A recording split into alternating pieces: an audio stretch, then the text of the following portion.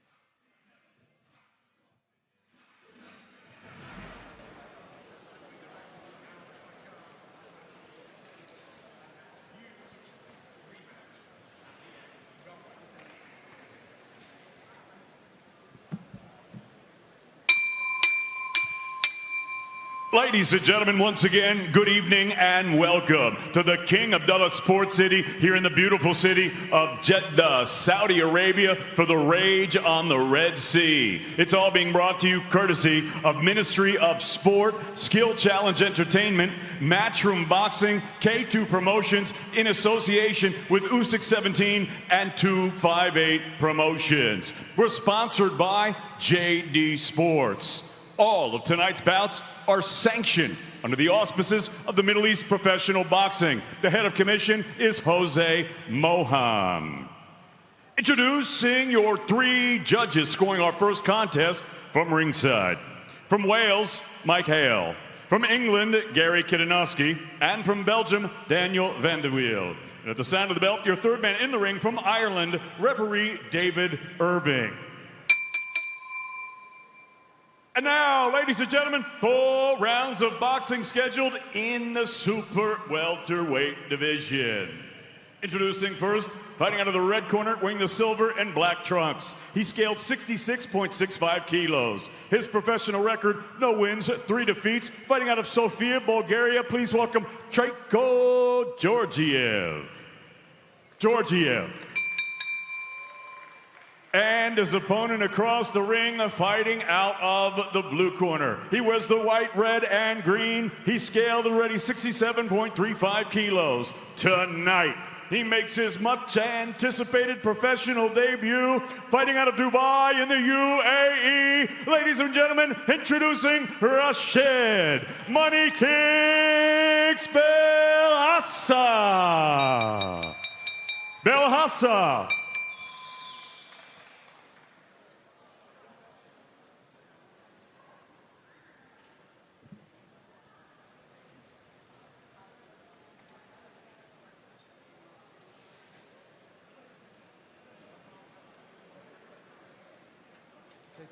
Talk this in the dressing rooms, okay? Keep us clean at all times, protect yourself at all times, and listen to every command.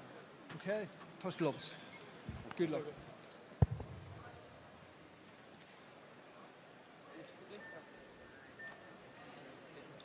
Be smart. Let's work.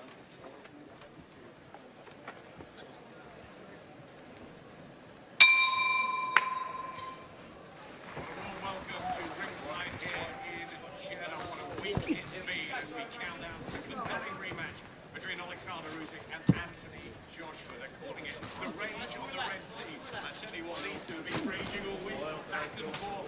Predictions. Matt, Johnny.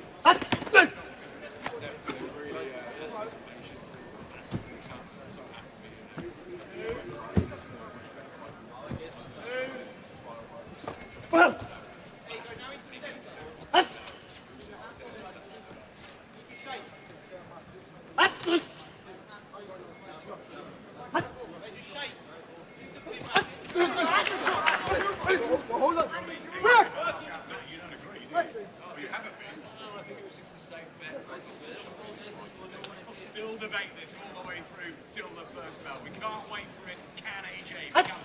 three-time heavyweight champion, or will Usyk more repeat and more trouble for Joshua?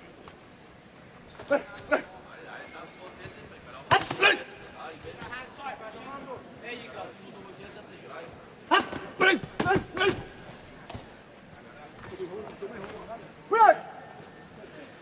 Keep your shape nice and tight, Rashid. Hands up. Hands. 1, 2.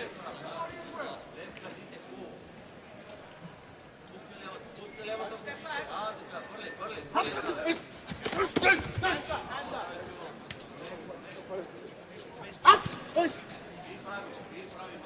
Need to step into range. Keep the hands up. Hands up. Hands up.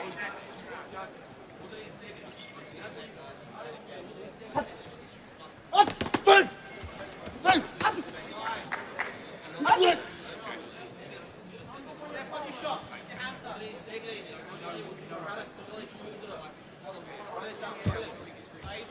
Fade and move. A very warm welcome to ringside here in Jeddah. What a week it's been. There's much anticipated build-up to the rematch that we've all been waiting for. Usyk against Joshua. They're calling it the Rage on the Red Sea. And Johnny the Rage, you all been in your predictions. Back and forth. How you going now? Keep your hands up. Stay disciplined. Hands up after. More excitement. Step to the right. 10 seconds. Just stay loose. Johnny, you ready to rumble? We all are. We can't the event of 2022. Will it be AJ, three-time heavyweight champion? Usyk retain all those titles? Защо не го вършете? Дайте толкова не го биеш, кам ти спира из бокса, казвам. Чули? Не знае ударить. Добре, закарваш го до въжетата. Защо не го удръш? Той стои, ти го удръш, ти пере една балтия, ще излезе. Ти го вкарваш до въжетата във всички ъгли. Защо не го удариш? Удари, изтегли. Трайчо, не бий десния така, бих му в десния. Казвам ти, Трайчо, няма да се умориш, той ще го биеш без проблем. Защо не играеш, момче? Това ти е шанс. Защо не играеш? Трак ли те? Какво ти е? Защо не играеш? Знаеш какъв десен биеш? Сам ми пускаш лева и ми биеш така десно. И до него удари, изтегли. Едно десно горше бие, Трайчо, едно десно горше, нищо друго не бие. Играй, бе, Трайчо. Трайчо, гледат те всички, чакат жени, деца. Къде ти е гумата? Хайде, стани. Трайчо, играй, бе, момче, играй. Стесни се би малко.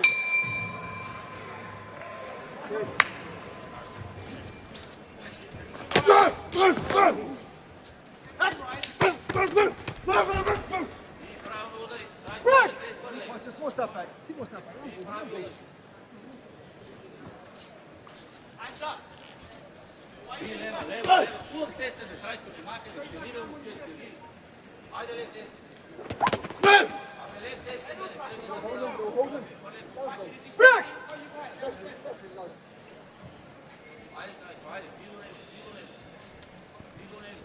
Hands up. Stay disciplined. To the right.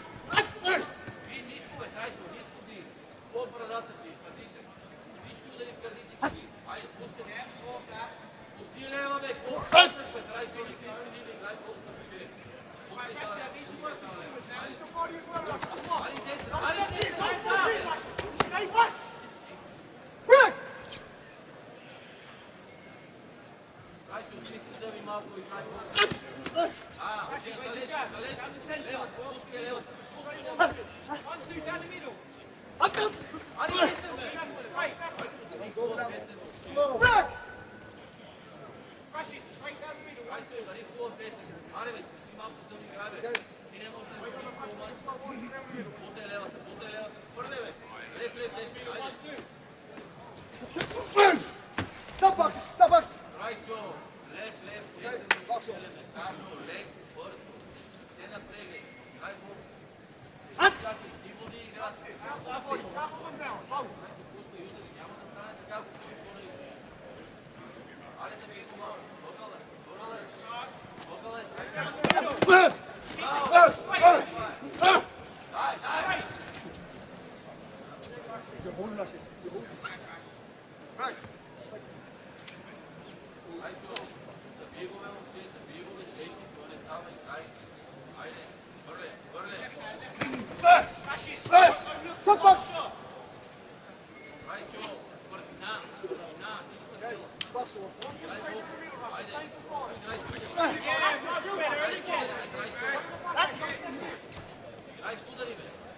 As he steps in for the 1-2, down the centre. Straight.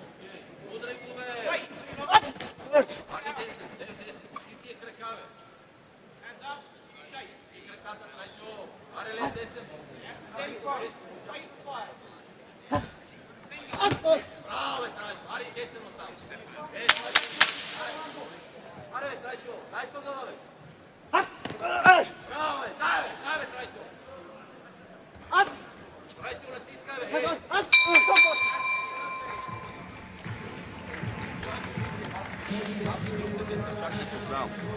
Казвам ти, стегни се, играй бокс или спи да играеш.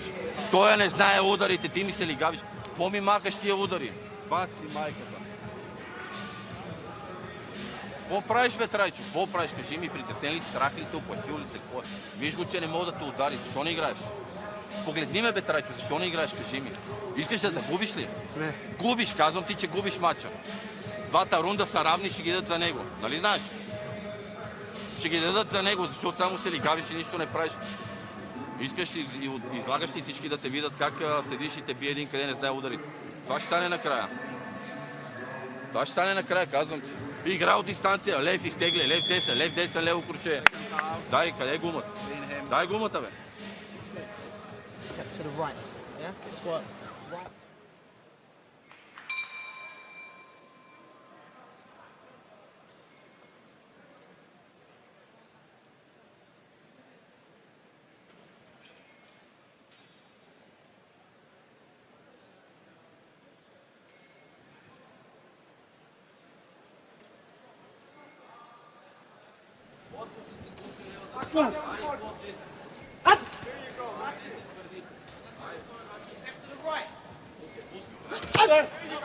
Step to the right. Step to your right.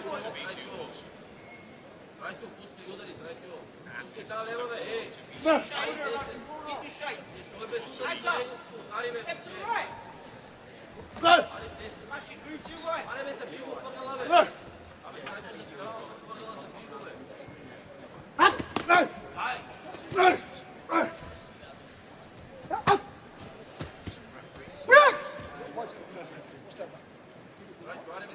it.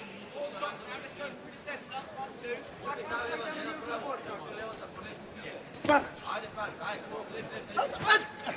to the right. That's the left. Yeah, move to your right. There you go. That's better.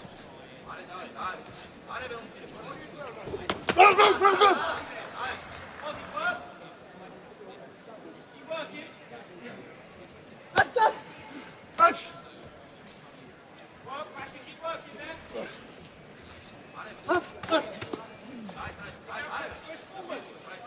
forward.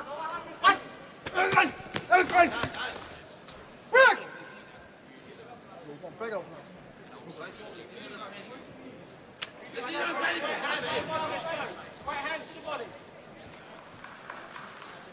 Right hand to the body.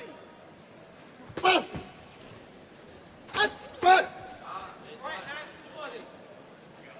Right hand to the body. And again, right hand to the body, man. Right hand to the body, Rashid. Listen. Straight.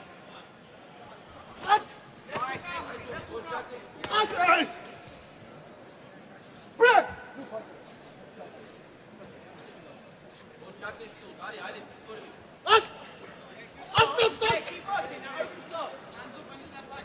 Step back, hands up. Hands up. Right hand up. Right hand. Yeah, there you go. Add the left hook.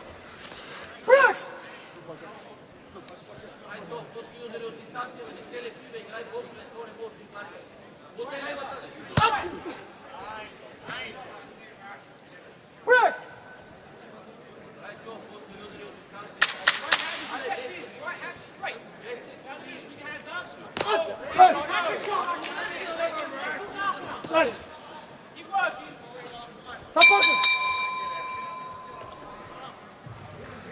Start listening. Sit down. искаш да ти спирам и да фърля ли кърпата? Искаш ли да ти фърля кърпата? Кажи ми. This down the middle. Трайчо, погледни ме, бе. Yeah, see when you start Искаш ли да ти фърля кърпата? И да ходиш като... We need this down the middle as he steps in. Yeah. Yes. Look at me. Last round. No, look at me. Focus here. Discipline now. It's your last round, so we have to win. We want this down the middle. And this is what we want. Трайчо. При се на мъж, ще го бия, ще го смачкам. Десен ще го нокаутирам. За България, за жената, какво правиш? 2 удара и го биеш, бе, момче. 2 удара и го биеш. Yes. 2 удара и го отказваш. Какво правиш? Големия боксер ще бие толкова, не знае стойката. Кой искаш да се откажеш ли да свърля кърпата? А защо искаш да спираш? Това е гумата, ади играй. Играй от дистанция. Играй от дистанция и пускай удари. Защо отиваш да те удари? Последен рунд, аре стисни зъби малко.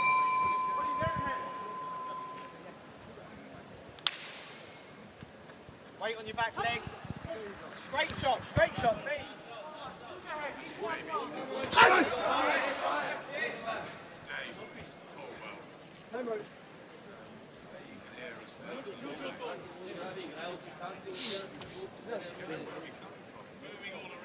What have you got there? Is that a good story? Straight, weight on the back leg. Okay. Okay, box on.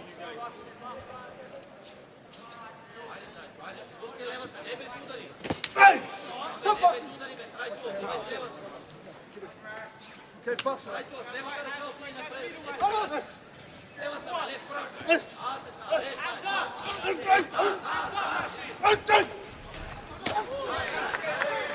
Break!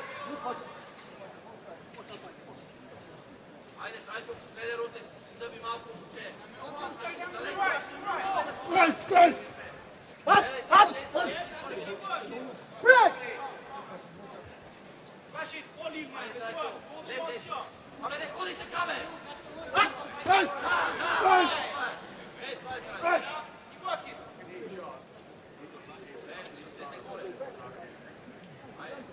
Right, good! Break! Let's go, Rashid. To the end. Let's go. To the end. Right! Stop boxing, stop boxing. Left descent, направо left descent. Okay, box. Аз движение, ходи по left descent. Left descent. As he steps in, throw the backhand. Пускай лева, бе, без удари, бе. Hey! Stop boxing! Стъпте, пускай тази лева, бе. Ти left прав, моля да пиеш. Ти left descent. Okay, box on. Backhand left. Аре, бе, има 30 секунди, бе. Right! Work there. Right! Push off your hands up. Break! Ай, 30 секунди има, бе. Let's go now. Step forward. Step forward. Step forward. Аре, забий го, малко. Hands up. Hands up. Right! Break! Ходи без удари, бе. Пускай удари, бе. Райчо, пускай удари. Right, straight, Rashid. Удари напред. Straight! Right! Add the left hook. Райчо, left прав. Left прав, е. Left прав, пусти елементарен, left прав. Left прав. Good work, Rashid. Come on. Left descent. Right! Leave more. There you go. Keep working. Push off the ball. Break! Райчо, привоз left и descent. Хайде, left descent. Right! Right! Stop boxing, stop boxing! Аре, бе, трачо, бе. Хайде, бе. Okay, box on. Let's go, Rashid. Keep up. Keep up to the end. Right! Right! Break! Keep working. Let's go, Rashid, to the buzzer.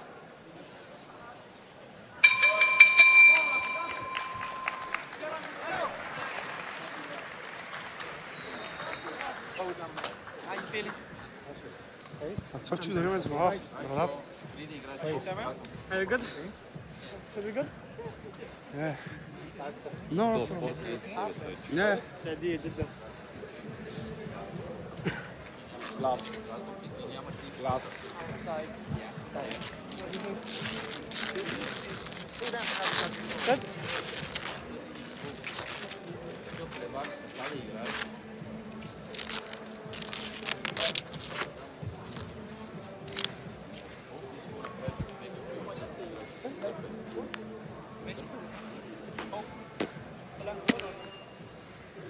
close.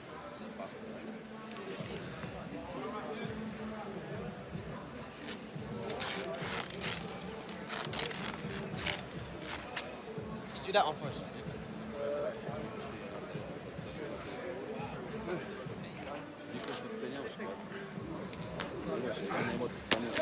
Give me the glove.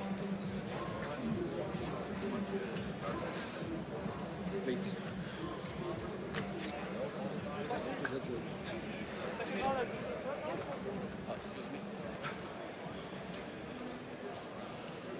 Photo, excuse me.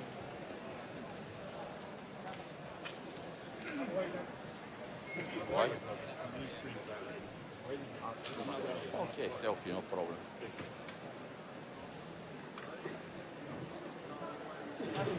Да се надувай колко искаш. Гъсто. Губиш убедително. Chin up, Rashid.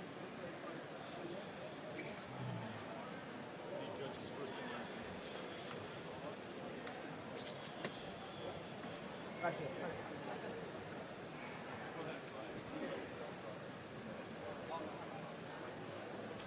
Чакай да хванем и съдята отзаде. Рече, обърни се насам, не ми гледай насам. Гледа достатъчно налево по време на матча. Точно така. Това бързан, благо да беше, защото ще го направи до света. Ще снимаш. No, I don't know. Yeah, English and German. Only Bulgarian. England, London. But my father's. Oh, whereabouts? Ah, have your own language, or it is Bulgarian? It's called, or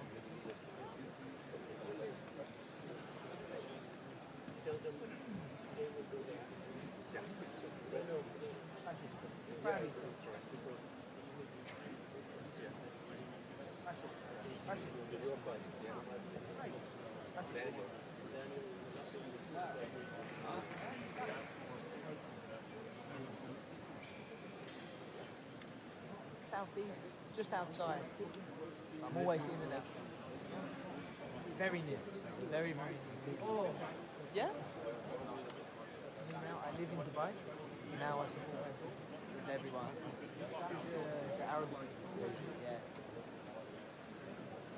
Converted.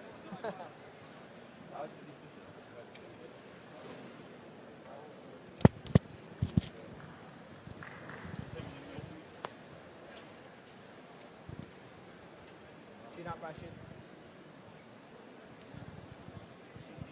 Time. Ladies and gentlemen, after 4 rounds of action here in Saudi Arabia, we go to the judges' score totals, and they read as follows. Gary Kininoski, 39-37 for the blue corner. Mike Hale, 39-37 for the red corner. And Daniel Van de Wiel, score.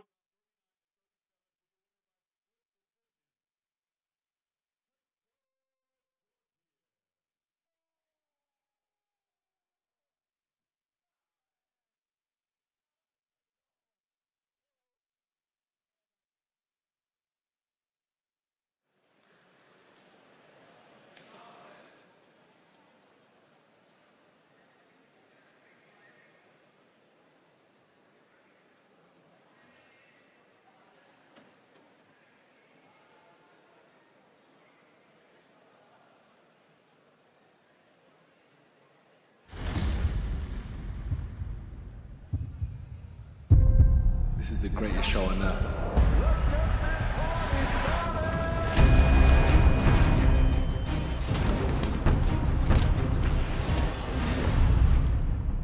A wonderful night for Team Usyk. We've got to be strong, thick-skinned. We take our loss like a man.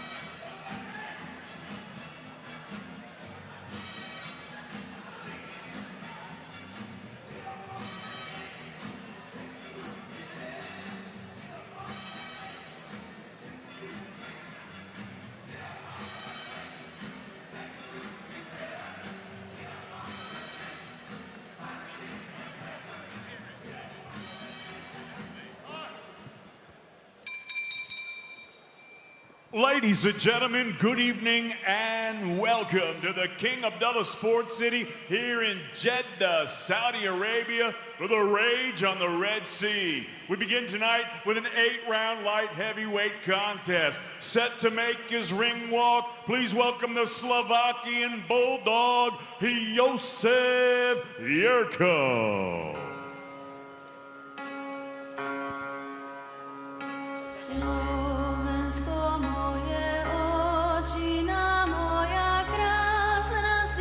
Josef Yurko comes here from Kosice in Slovakia, having built a solid career which has seen him be overmatched against John Ryder on a curious night in Klagenfurt in Austria, and indeed caused a minor upset in the Czech Republic against Stanislav Eschner.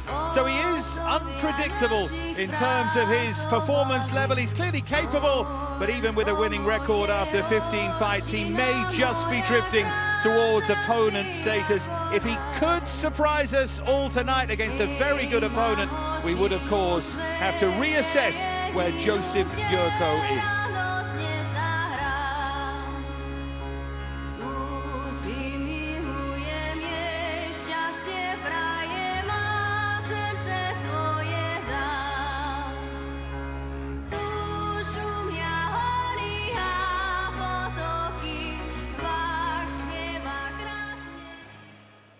And now entering the arena, please welcome the undefeated Ukrainian Daniel Lapin. Salam alaikum. Ladies and gentlemen, good evening and welcome to the King Abdullah Sports City here in Jeddah, Saudi Arabia for the Rage on the Red Sea. We are live on Sky Sports Box Office and DAZN. It's all being brought to you courtesy of Ministry of Sport, Skill Challenge Entertainment, Matchroom Boxing, K2 Promotions in association with Usyk 17 and 258 Management. We're sponsored by JD Sports. All of tonight's bouts are sanctioned under the auspices of the Middle East Professional Boxing. Your head of commission is Jose Mohan. Introducing your 3 judges scoring this contest from ringside. From Mexico, Eliseo Gonzalez. From Wales, Mike Hale. And from England, Gary Kidanowski. And at the sound of the bell, your 3rd man in the ring from Belgium, referee Daniel Van de Wiel. And now, ladies and gentlemen, 8 rounds of boxing scheduled in the light heavyweight division. Introducing first, fighting out of the red corner, he wears the black trunks with the gold lettering. He's scaled 79.9 kilos. His professional record, 9 victories, 6 defeats, 1 draw. He has 6 wins coming by way of knockout. He fights out of Kosice, Slovakia. Here is Josef, the Slovakian Bulldog, Yurko.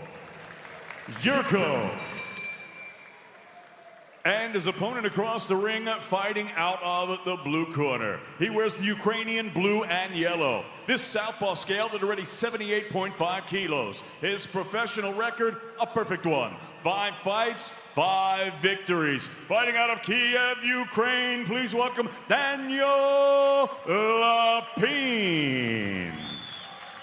Lapin.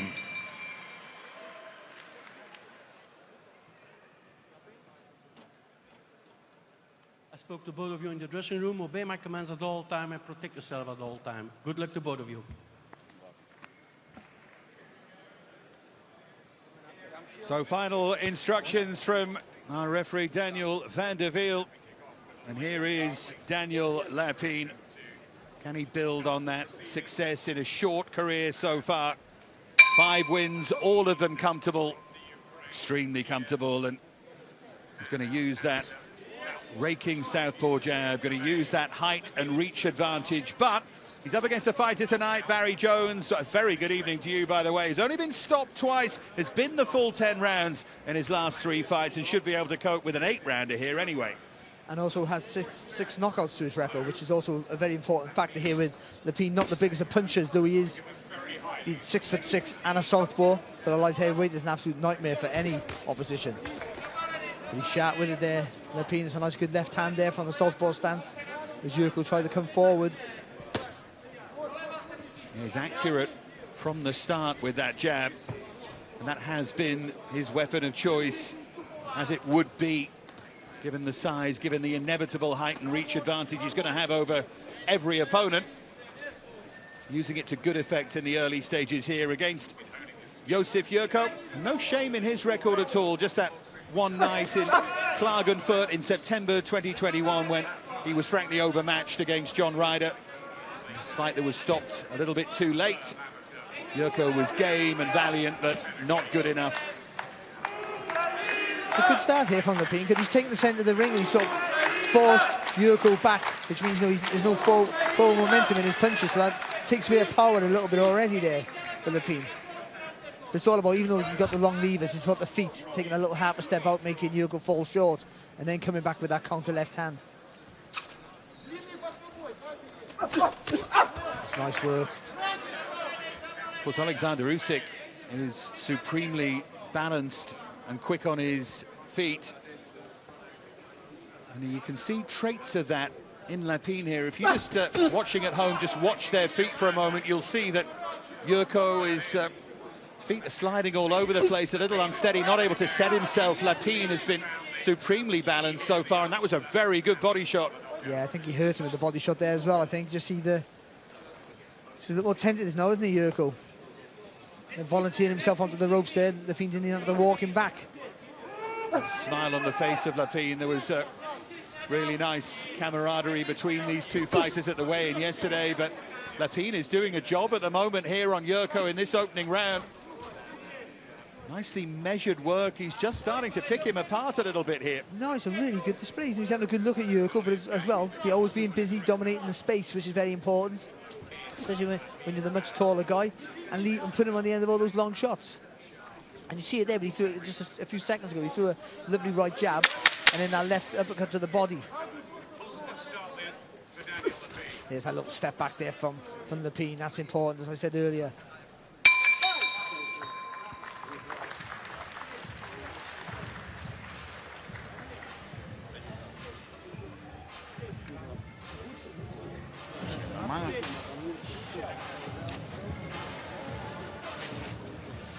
Встречай на передний выкид встретил. Выкид вот это, понял? Два задних, да, передний, понял? Он пойдет на задний, понял? Там вот только передний заканчивается. Легко, легко сбрасывай передний. Без шага. Вот легко, легко. Просто поставим вот это движение. Обман, он на все ведет.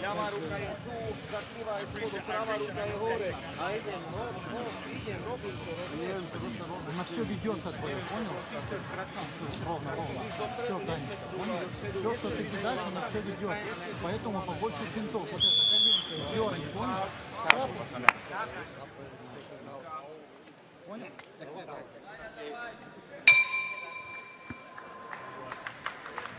And a very impressive opening round from Daniel Lapin, this 6'6" Ukrainian born in Poland, grew up in Crimea, graduated from the Crimea Federal University, but his dad took him to his first fight at the age of 6, and he's been in love with the game ever since. When you're his height, you can make light heavy. I'm not surprised you're in love with the game, Barry. Yes, Sean, I wonder how hard or difficult or easy it is for him to make the weight. It'd be interesting to find that. No boxer will never tell you that, of course. But what's more impressive is he's tall. He's trying to be on his toes and moving around a little bit more. But he's dominating the space, and he's putting pressure with the feet there on Yurko, and that's just allowing it a bit more difficult for Yurko to mount any sort of attack. Because when he does, he takes two little steps back. You just see the one step there back there from Lapin. And Yurko's hitting fresh air every time, and that's using that reach to full advantage, of course. Was an interesting moment in that opening round when he landed that body shot, Lapin, and Yurko appeared, as Barry said, to be hurt by it. Lapin didn't follow it up, almost as if he's just taking his time and not taking any risks. Maybe wants some minutes in there. But that's what we were talking about. You sort of alluded to it at the beginning of the contest about, does he need to be more excited? Was that an opportunity there for him to sort of half commit or fully commit to an attack and see if he can apply the pressure when he does possibly have somebody hurt? So obviously he's a thinking fighter and he doesn't want to take any risks, but that's a good shot. It's a lovely sharp left hand there from Lapin. Again, it's all, I've got to keep saying it, but it's all to do with the feet. He's just creating the space there to see the gaps in the defense there of Yurko. And he is impressively light on his feet and uses them well. Can sometimes, with taller fighters like him, be an element of clumsiness, but really nicely balanced. Says Oleksandr Usyk's his hero, and all he wants to do is make him proud. Well, when he watches this back, you're making him very proud so far. Another chopping left to the body. Didn't quite fully connect with it, but it's the right idea. Yurko shouting at him here, trying to lure Lapin in there to a bit of a scrap. Well, he is called the Slovakian Bulldog. That's bulldog behavior from Josip Yurko. From the tough town of Kosice in eastern Slovakia, the second largest city in the country after Bratislava, the capital, big industrial hub. Again, lovely left hand there from Lapin. Just tapped him with the right hand jab. No power in it, then sort of turned the waist there, turned a bit of the core into that left hand shot. It's a good display, I think. I think he was controlled. And I think he got more gears to go through here, but you know, he's having a good look and he's dominating everything. That's what we're here for. Usyk against Joshua. What a fight that's going to be. What a rematch. Opinion dominated, I think, by a feeling that Usyk may well retain, but there's plenty who feel that Anthony Joshua can turn it round. Let's take a look at some of Lapin's best moments, Barry, from that second round. Yeah, and again, it's all long. Everything's behind that nice southpaw jab that he has.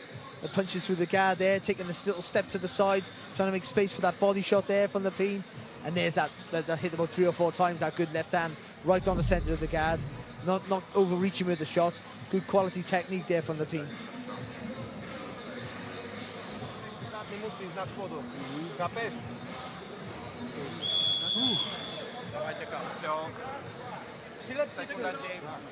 Передний, задний, передний, задний, передний. Понял? Раз, два, три, да.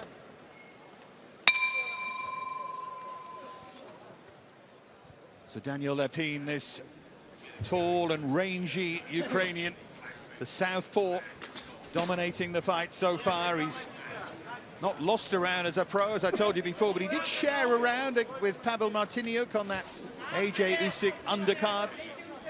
But he certainly won the opening 2 here. There couldn't be any debate about that. And you can see that Yurko's getting a little frustrated, getting his head down and trying to get it onto the chest of Lapin if he can. But that jab is the dominant punch in the fight.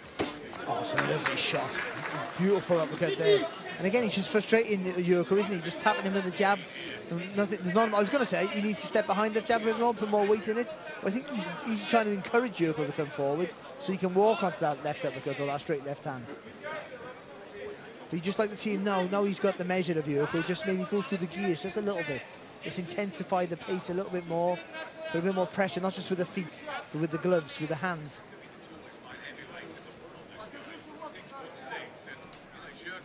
Someone asked him this week about his falling in love with boxing. Another terrific straight left hand there from Lapin. And this is his opportunity, you know, that clicking down, put the foot on the pedal a bit more here now, Lapin. Well, Yurko's only been stopped twice. Maybe time for a statement here from Lapin. I mentioned someone had asked why he fell in love with boxing, and he gave the curious answer, saying he started to love the look of helplessness in the eyes of his opponents. He's probably seeing that right now. Yeah, when he makes space for that left hand, it's a lovely shot, isn't it, from him? Really is well delivered. And there's still more to come from it, I feel. I think you can still dig down in the canvas a bit more, get a bit more torque in the shot and more explosiveness from that. See, this is where he can plant his feet there when Yurko's, he puts himself on the ropes there, Yurko, volunteers himself with his back on the ropes. That's where Lapin can just maybe dig in a few. Yurko last July went to Ústí nad Labem in the Czech Republic, upset the home crowd. It was a baying home crowd by beating the bull Stanislav Eshner for the UBO International Light Heavyweight title. A relatively new one on me, that, but it was a good night for him. He is capable of upsetting the apple cart, but this a different level of opponent entirely. But he just had a little bit of success there, Yurko. It wasn't massive, but he doubled up with that right hand. That's sometimes quite a good move for against the southpaw. You take to commit them with the front foot and then double up with that right hand or the backhand. But you've got to come back with the left hook over the top there. You're making space. You're occupying the left-hand side there, the Lapin, and you come back with the left hook over the top.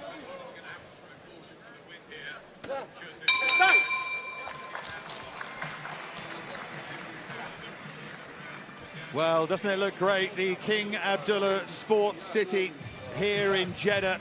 The setting for tonight, this in the shadow of that wonderful bigger stadium. What a sight that is, I tell you, on the skyline in Jeddah. It's something else. And this performance so far from Daniel Lapin has been something else. Really, really impressive again there, Barry. Yeah, it's really good. It's a really controlled display here of good boxing. Just using that long levers to full effect, but always keeping the pressure on Yurko with the feet. We're making him feel under pressure, keeping his back on the rope, but never shortening the distance with the shots. It's a lovely left hand. He's finding a home for that more frequent as the rounds go on. Irvin Kucherov in the Lapin corner. Gabriel Tchat in Yurko's corner.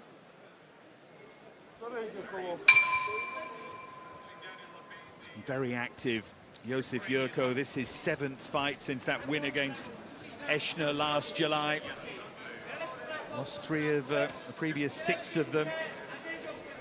Record of 9 and 6. Barry said at the start, 6 knockouts on that record.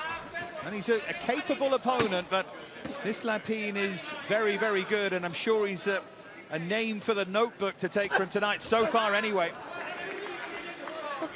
Stiffer test to weight, let's be honest, but still, right now, you get a guy who might be dangerous if he's given opportunity, but there again, that lovely left hand.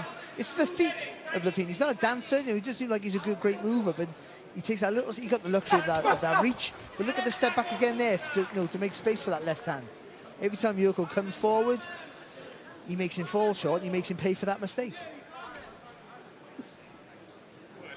It's impressive early on in the fight how quickly he judged that distance and found that range, using the feet to really good effect there. Yurko, not the most elusive target, but still impressive. It is, because a few times that Yurko tried to run at him, he's got out of trouble easily, and he's taken, sort of quelled the fire. If any fire was in Yurko, he sort of quelled it a little bit by making him pay every time he falls short. There's that stinging left to the body again. But I would say with Lapin, while you're watching, he's impressive to watch, and he's really structured with his work. There's more gears to go through, and you want to see them now. You've got a guy here who's not been able to hit him with anything. He just hit with the lovely left hand there through the guard, and that's his opportunity to let his hands go a little bit more. Because as you step through the levels, more opportunity you give an opponent to get into the fight. A cleverer fighter will find a way. So if you've got to fight it on the rails, you've got to make him pay for it. Well, that takes you back to that moment early on, that body shot, when he might have stepped in. Yeah, I think so. But you can let him go for that, because it was early in the fight, and he didn't want to, while the fight was still relatively fresh, it seems, even though he looked hurt to us, he don't want to take any risks. But now he's got his measure now here, hasn't he, Lapin? Yurko can't find the target clean. And Lapin's very comfortable. It's still a good display, he's still boxing really well. But as you mentioned, in the ring walk, you want to try and sell yourself on a big stage like this, you want to impress. Yeah, particularly in the modern game, it's not just about winning. Winning's great.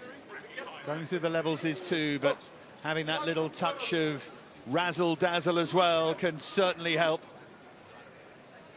He was eminently Instagrammable in the fight in North London last September. He had the hair in the Ukrainian braids.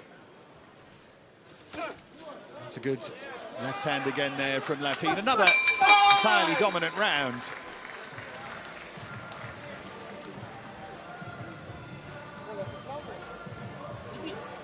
Vidíš, že to jde, ale musíš ty ruce dát nahoru, nemůžeš tam nic na to kontra. Vyklepej se. Ruky v pohodě, vyspí nohy. Pohodě, ale neviem si dostať k nemu. Dobre, počúvaj. Natlačím sa viac, nekútim mu, keď mu Koľko máme kôl? Teraz je myslím 5. Karty teď bude. Ty mu tam lezeš zbytečně na to kontra, dej toho dvojaka. Vidíš to?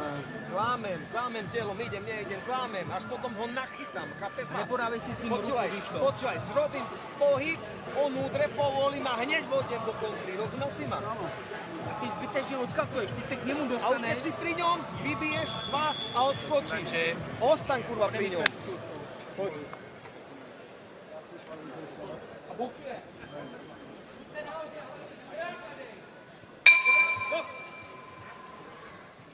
So round 5 between Daniel Lapin in those Ukrainian colours against Yurko, whose last fight was in June. He lost a unanimous decision against Ondrej Budera for the Czech light heavyweight title.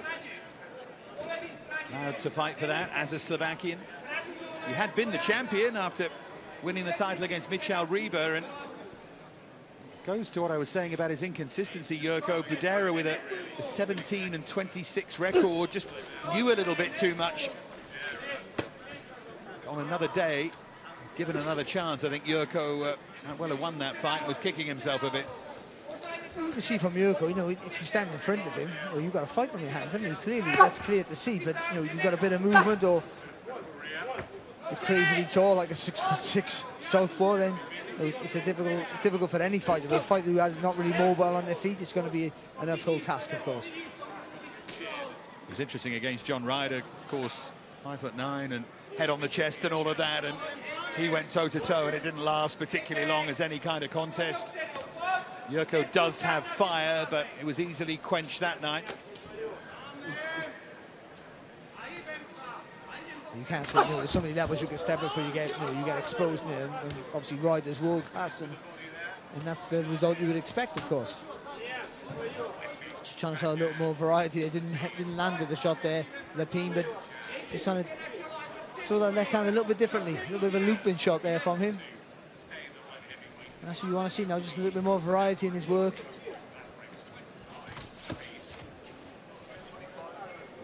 It's good concentration, isn't it? That's the point, though, isn't it? Settle into a rhythm is nice. Don't want to settle into too much of a pattern. As you say, look for that variety, and it was good from Lapin. That landed that right hand this time. I think he looks for the clean shot all the time, which, you know, which is an amateur trait, you know, especially a schooled amateur trait. Just a lace there, and then from Lapin's right boot.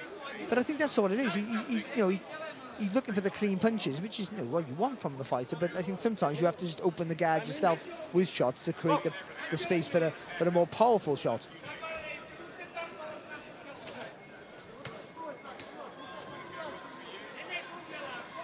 This is Lapin's first fight over 8 rounds, so if Yurko can drag him there, it'll be interesting to see about Lapin's stamina and conditioning.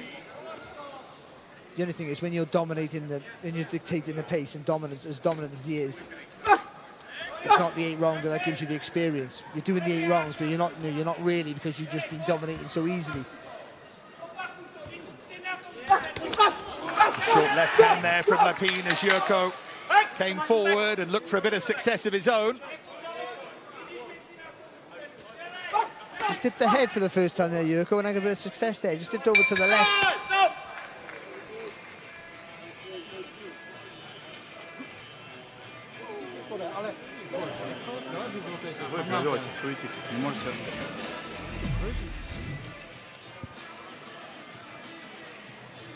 Again, when Yurko did try and commit to an attack, it was that left hand that's doing the damage there from Lapin, just timing it lovely as he comes forward. It's a really good shot. Gets tangled at them, but knows enough there, Lapin, just to hold on when they're close, not to take any risks. But again, just taking a little step back with the feet to land with that left hand over the top. So dominant the space so far. Vidíš, že to jde, ale přilep si ty ruce na to. Ty si na střední vzdálenosti a čekáš. No, hýbem sa.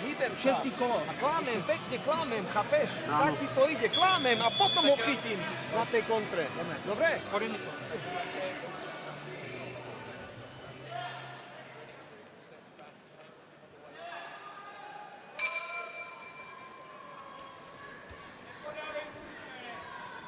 So round 6, and Daniel Lapin entirely dominant here. Started to write poetry, Lapin. He's a very, very thoughtful man. Believes he has an artistic side as well, a creative side. You can see he's a thoughtful man, just by the way he approaches the fight game, of course. You know, everything, you can see his thoughts and everything he's doing. Maybe overthinking is maybe his problem, but I feel like I'm a bit too critical because he's boxing. That's a lovely shot. But again, though, it's the feet that creates the space for him. I mean, he's shown flashes of real quality work, hasn't he? I was going to say, being overcritical here of a guy who's dominating every second of every round. As long as they keep seeing improvement from him, they'll be happy. They'll test him more, of course, and see where he might go. But he has the tools. Whether or not that lack of power will be a problem, or whether he might just grow into that a little bit. Yeah, and at this stage, you know, and he looks technically quite good to me, and I think he has a good eye, good judgment of distance. But then that's easy when you're 6'6" and everyone else is 5'11". But that's good work, much better. Just got to be careful. It's just not his size, you know, that he's just too big, tall, and rather than his ability to read the game. Because as you step up the levels, that skill will negate the reach you have. It's interesting now, though, because we saw Yurko puffing and blowing in that corner, and I think Lapin has sensed that as well and just turned up the heat a little bit here.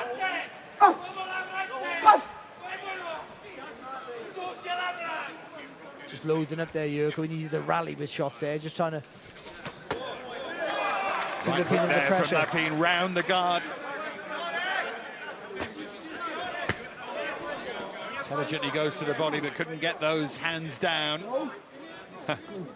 Again, the smile from Yurko, who really is a fighting man, isn't he? Tough guy in there. Talking to Lapin, he is. Look at him. That's good enough on Lapin. He's just ignoring everything. He's not getting. No, that's what he's trying to do. He's just trying to get Lapin out of his rhythm. Get him to make a mistake and lose his shape.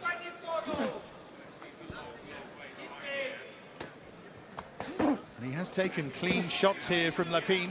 But of course, they do have a cumulative effect. There's a good jab from Yurko, something of a rarity in the fight to this point. Yurko was stood on Lapin's foot there. Couldn't get away, Lapin.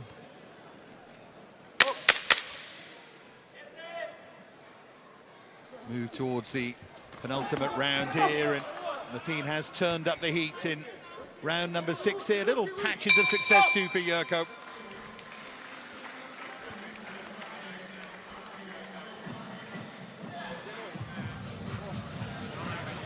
Dawaj mi vodu v obec. Napiani neki, napiani. Ruki, daj dole, uvolni, pekni. Pekni. And that's just a lovely. He's done it all night so far, hasn't he? But that was probably the best example of it there from Lapin. They're hitting him, just touching with the jab, and as Yurko comes forward, he takes a little step back, or a big step back, I should say, and then fires through that left hand as Yurko's bent over the front foot off balance. And did go through the gears a little bit more there, Lapin. I thought he was a little bit more assertive with some of his work. Again, doesn't have that raw power to really put Yurko in trouble. But he's frustrating him, he's outboxing him, and Yurko maybe he's just tiring out here.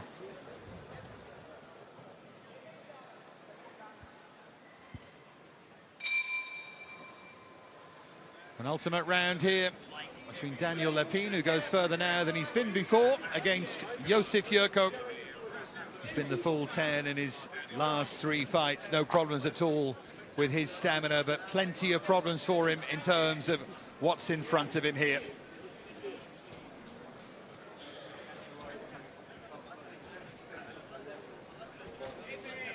And he hasn't had an ounce of success, has he, really?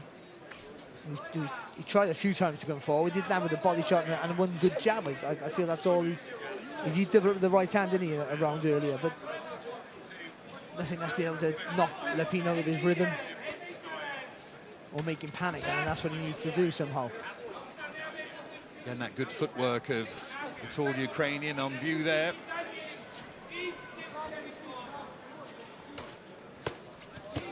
It's a super left hand again from Lapin. But how he turned around the body, just got his foot on the outside, just changed the angle of attack, and that's why he made space for that uppercut there from Lapin.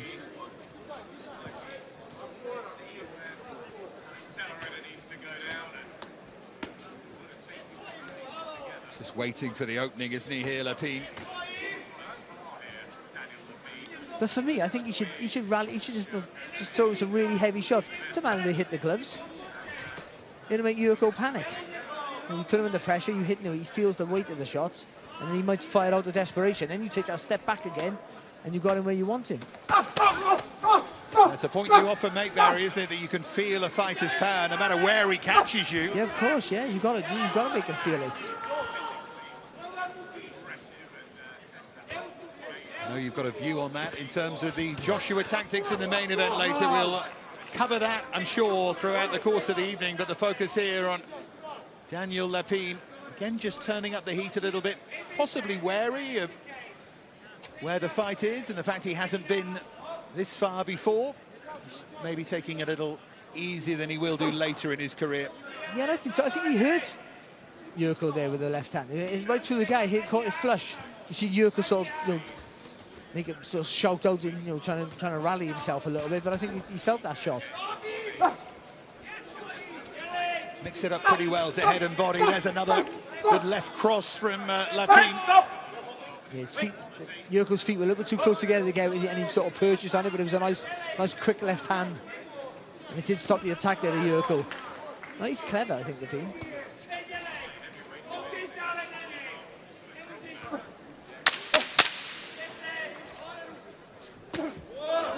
Very good amateur Lapin, and we can see all of that schooling and those skills as he tries to turn up the heat at the end of round 7.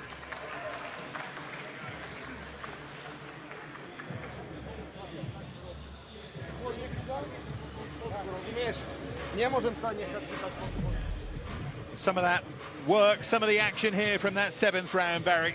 Yeah, it's a perfect example. You can tell he's a well-schooled amateur. Just he's moving around the target with his feet as he's throwing the shots. So it's a different angle of attack all the time. That means Yurko find it very hard to fire back because Lapin's never quite in front of him after he's thrown the shots. I think he's been more impressive the last couple of rounds meeting here, Lapin. Кричите 2 минуты. Минута. Хорошо. Чтобы я слышал. Хорошо, Данечка. Понял? Зацепился? Да-да-да. На нем. Не отступать. На нем. Не жди. Заряди сзади. Не жди. Понял, момент? Давай. Ladies and gentlemen, this is the 8th and final round. Все, Данечка, пошел. Понял, задний заряди.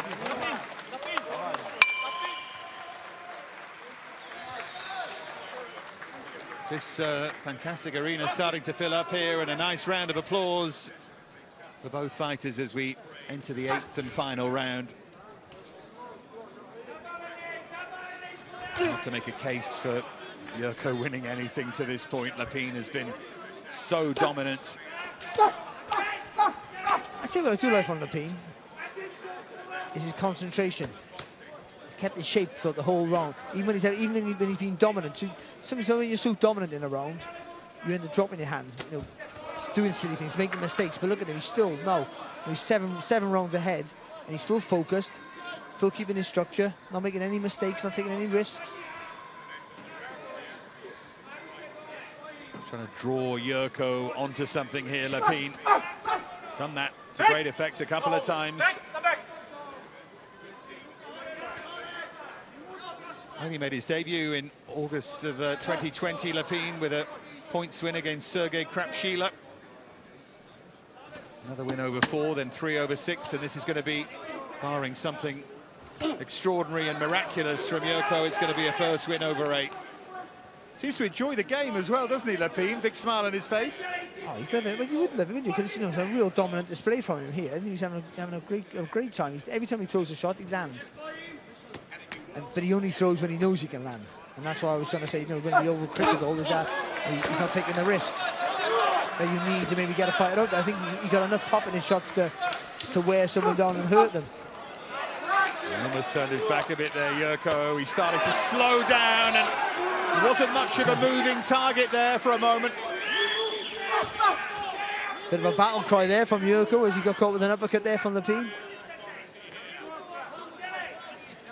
He always knew he had his hands full here. Another uppercut there from Lapin, and into the final minute of his first foray over 8 rounds, and it's been tremendously successful and impressive from Daniel Lapin. Yurko needs to get off those ropes, and he just about has the energy to do so. For me, the footwork of Lapin's been fantastic. You know, he's not a dancer or a mover, but moving around the target when he lands with a couple of shots, those steps, those little steps back to make Yurko fall short. There he is, the Slovakian Bulldog, living up to his nickname. One last hurrah in this fight, but the noise didn't last for long. Lapin makes him pay here. It's just about going to last until the final bell. The immensely game Josip Yurko, but Lapin piles it on. If it had been scheduled for 10, I don't think Yurko would have made it. Lapin won every minute, every second of every round. Yurko was game, Lapin was very, very good. He was good, and like I said, I think the footwork's been fantastic from him tonight. He moved on the target really well.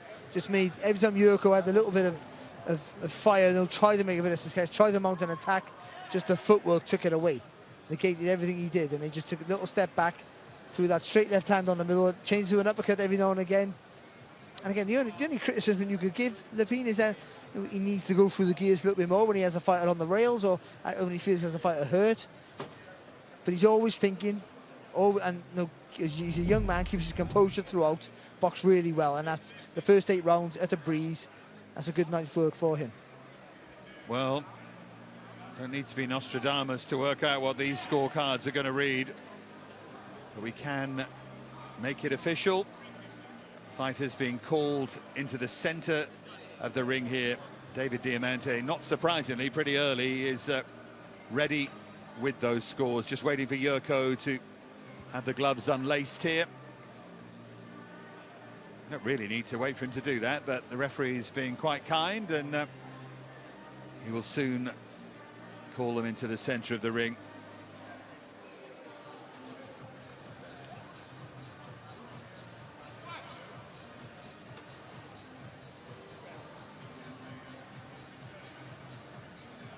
So they're ready, and we can get to David Diamante to make it official.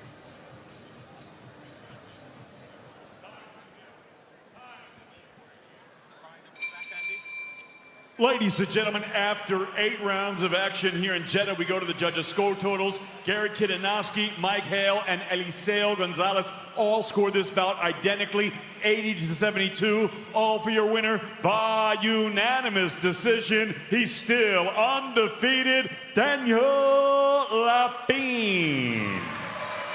Lapin moves to 6-0. 80-72 on all 3 scorecards. There is a name to take from tonight.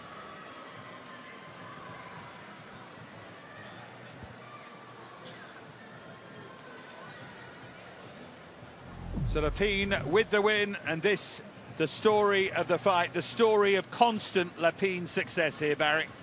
Yeah, you know, you can be 6'6" and have a long reach, but if you don't use it, then you're just a big target to hit. But he uses it so well. He peppers with that right jab. When Yurko was trying to move forward, there that left hander every time. Just took the step back, hit with the left hand over the top. From early in the fight, they took the center of the ring, dictated the pace and the space of that ring, and that was important for him. And put Yurko under pressure from the offset. And Yurko was always trying to find a gap here and there, but in the end, just the pressure and the precision there of Lapin's work. Had Yurko a tired figure there in the last 20 seconds, and I don't think he ever looked like he was going to be stopped, but he was under pressure and hurt for the first time in the fight, I felt, and that was a real good, mature display there by Lapin. Wanted to make Oleksandr Usyk proud, and he will have done.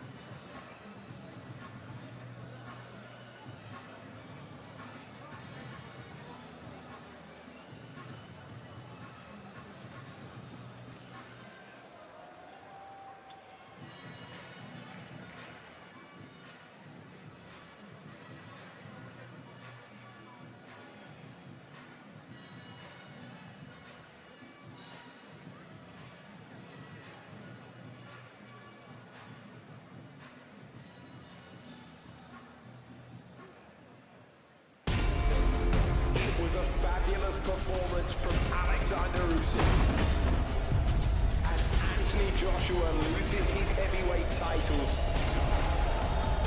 But he'll be back.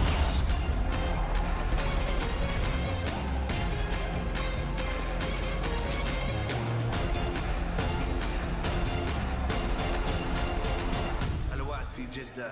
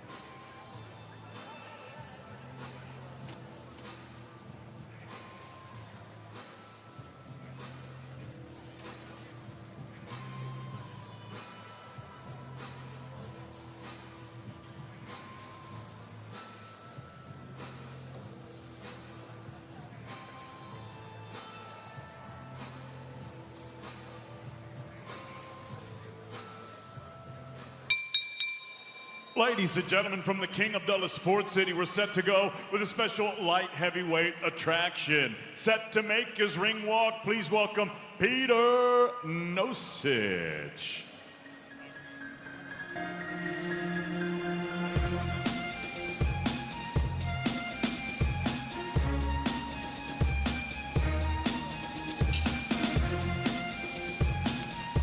Well, on the face of it, Peter Nosic brings a useful record of 6-0 into tonight, but closer examination of that would suggest that some cracks are being pretty comprehensively papered over. None of those 6 victories were against opponents with winning records, and while he should be praised, of course, for getting those jobs done, it does feel as if he's been rather cleverly coaxed towards nights like this when that record may end up looking more than a little manipulated. It does feel as if Nosic is about to be exposed against an exceptional talent that we can't wait to see again.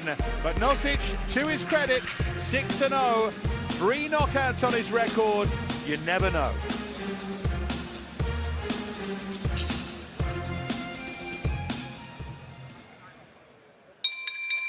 And now entering the arena, please welcome the young undefeated Olympian from Wolverhampton, the surgeon, Ben Whitaker. Fighting style is unique, unorthodox, and I do things my own way. I make it. When the bell rings, you can expect something never seen before. This is my time to shine. On the biggest stage, when I perform under those lights, the world's gonna see something new. Numbers don't lie, go check the scoreboard if you need. My prediction for this fight is a knockout. Remember this name.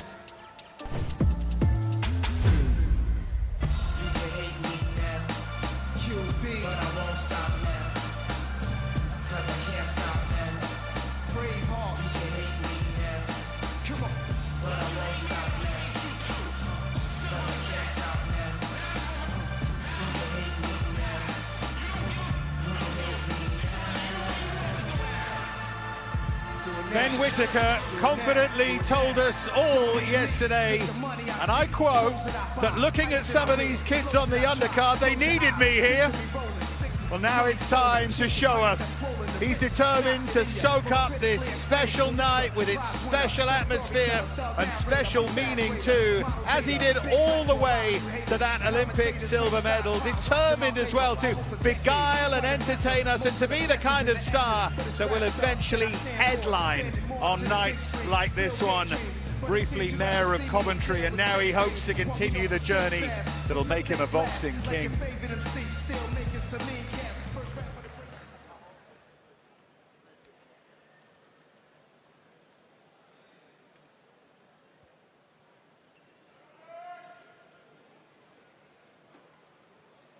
So the tail of the tape, Ben Whitaker and Petar Nosic. Whitaker, 2 years older. He has that height advantage as well, and we know about his power. We saw it on debut. Whitaker here is the prohibitive favourite. Of course he is.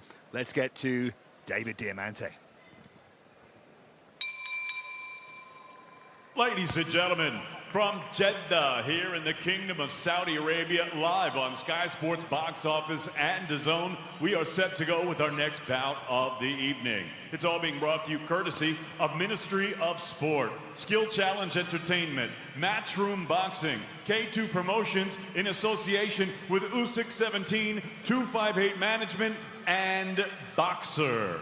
We are sponsored by JD Sports. Introducing your 3 judges scoring this contest from ringside.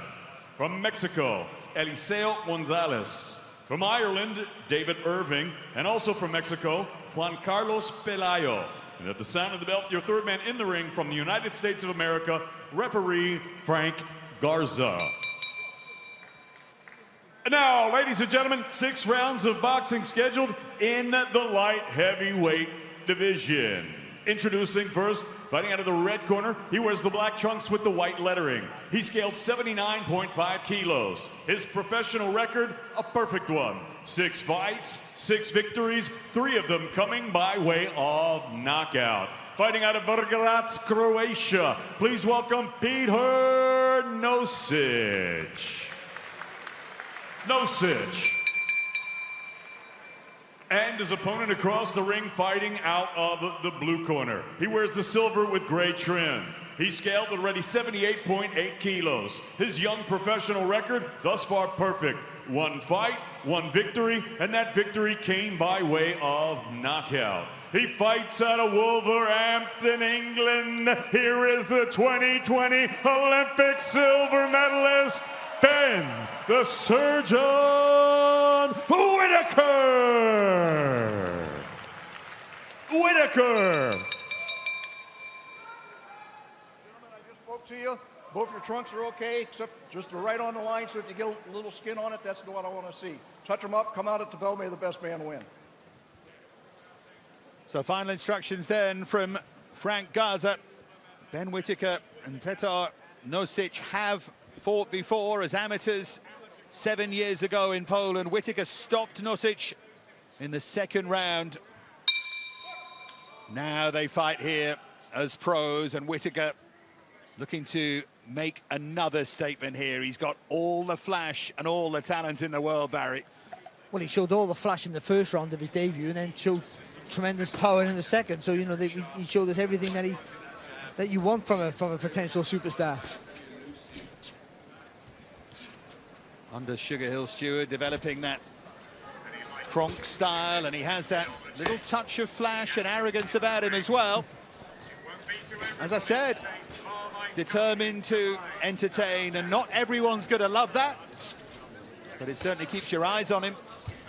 No, it takes a strong character, doesn't it, to showboat and you know, act the way he acts. But I think he has it. You know, I think he has that sort of personality where he'll shrug it off, and he just wants to be successful and do it his way, and you have to admire that from him. But he is good. And forget about all the showboating. Technically, he's good, and he showed he had some power in that right hand in his debut. Yeah, that debut against Greg O'Neill in July on the undercard of Chris Phillip-Smith's win against Isaac Chamberlain.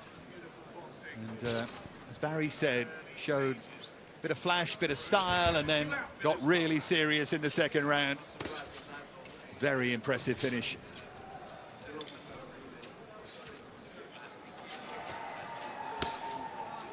Nice job there from Nosic. Yeah, just to keep Whitaker interested. And there's another. That's better though there from Whitaker. Then just a little bit of rhythm to with his feet, just back and forth.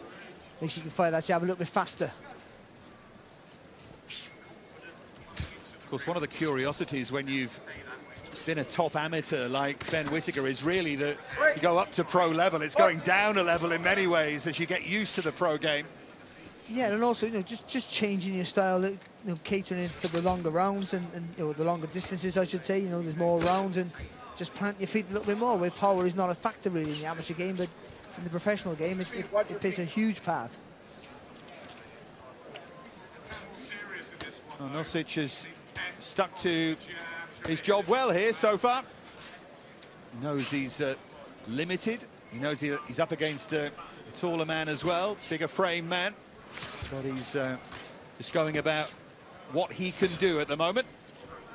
He's trying to land with that jab. He's landed with a couple. He's trying to push Whitaker back a little bit, but again, the good timing there from Whitaker to see there, little shimmy back before he threw that long left hand.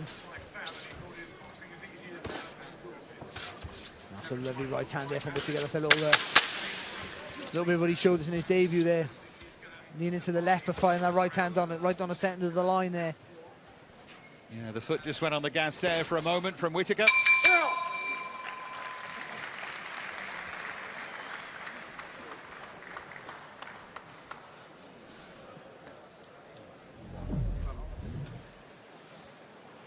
It was a good start there for Whitaker, wasn't it? You know, he had to take a couple of jabs there from Nosic, which is, you know, you almost want to see that, don't you, from a prospect? Not see him have everything his own way, but ultimately the footwork and the movement and the faster hands and the better judgment, the distance all came from Whitaker. So it wasn't as comfortable as the first round in his debut, but he still dominated almost all of the round there. Ben Whitaker. Just to get him to bring his arm down. Then you throw a jab, then you just come right over the top of the jab, same timing. You got the timing now. Distance, everything. Just let it load, and then just rock it over top with the shoulder. That was up first round, right? That was up first round, right? That's good. You just measure. You got the timing now. Go ahead and just start. Cool and calm words of Sugar Hill Stewart in that Ben Whitaker corner. Good relationship, slowly developing between them. And it's good advice as well to try and time that right hand. See if he can carry it out and do what he did on debut. But it's simple advice, and that's all. You know, you got that minute, but really you end up having sort of 40, 30, 40 seconds to give instructions. But the fighter's only going to remember what you told him last. So you keep it simple and keep it short, and that's what, you know, that's what Sugar Hill did, wasn't it? You just got to you've got the judgment of distance now. Just fire that right hand over the top.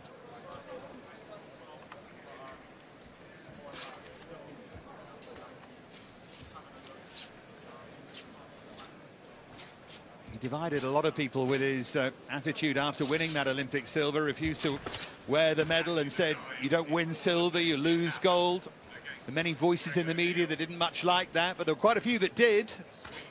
It's an instant reaction. I think when because you get the medal straight after the final, so you don't have time to digest, oh, well, you've done, of course, in the competition. I think if the medal ceremony was the day after, you probably wouldn't have said that.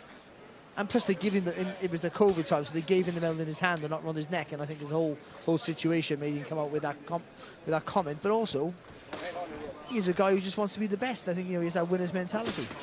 Good shot from Whitaker.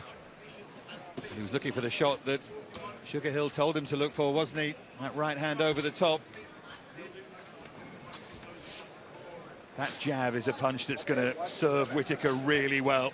Yeah, and it was always interesting how they were going to develop, because he's obviously, you know, see him as an amateur. He's a twister and a turner, and you know, quite a puzzle, wasn't he?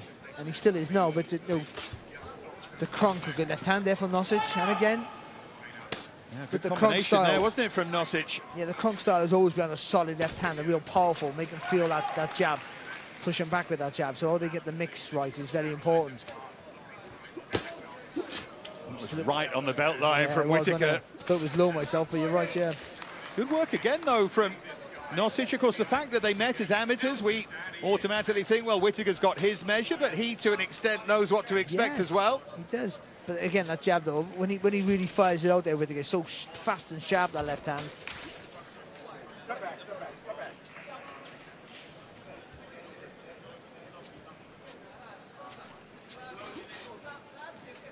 Quite getting it right. See, Nosic knows it's coming, see, so Whitaker's got to feint a little bit. You got to set that right hand up.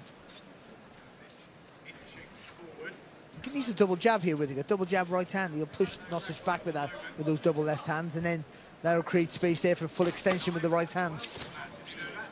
Bits of success here from Nosic.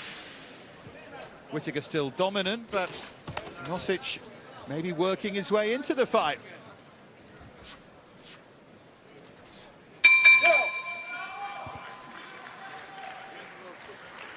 Well, Derek Chisora has been a presence here all week, and he'll be sitting and particularly watching the main event, I'm sure, with interest. Rarely dull Del Boy, and it's good to have him along.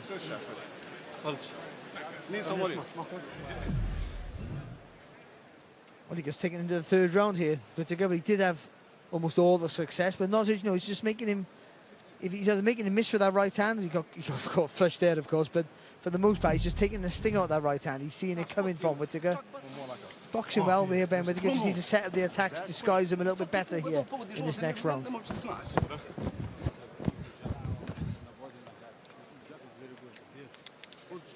Well, Evander Holyfield is here as well.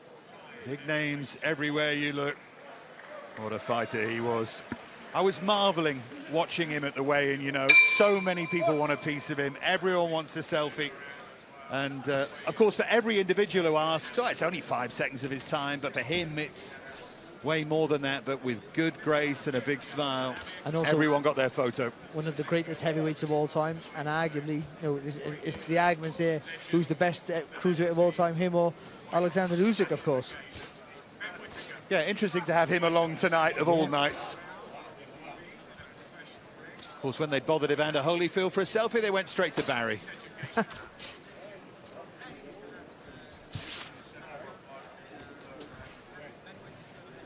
He took the step back there, Whitaker, and that was a chance for him to fire that right hand over the top. He just never did it. There it is. I mean, there is a school of thought to say you've got to earn the right to be flash. And showboating from the opening round, it might be his style, but it can get you in trouble, get you into deep water, and certainly will against less limited opponents. I think winning an Olympic silver medal almost gives you the right straight away, doesn't it? To be honest, that, you know, you don't give them away. He's finding the mix, and you know, you can showboat and showboat in a safe space from out the distance. But he's not showboating so much here tonight, and he's not being the elusive puzzle that we've seen. And I think he maybe needs to do that a little bit more here. The moment, looking to fire that jab and looking for something behind it. Because he needs to make Nosic lose his shape here. He hasn't been able to land with that right hand flush yet, really. Whitaker. He landed with one good right hand, but he was moving back, so that sort of reduces the power of the shot. And I still feel, though, coming forward with a double left hand, double jab, and then firing that right hand through gives you forward momentum, and will push Nosic back. And Nosic keeps coming forward.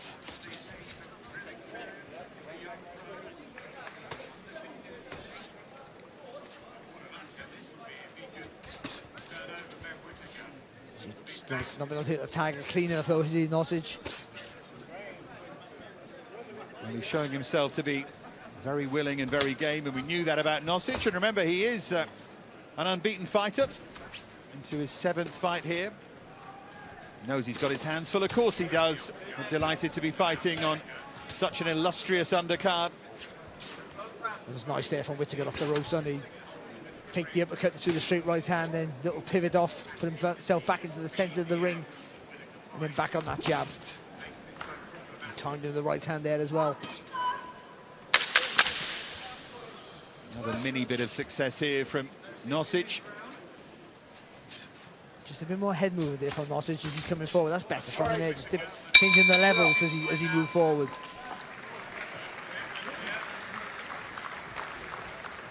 Well, we are building towards a very special climax to the night at a very, very special setting.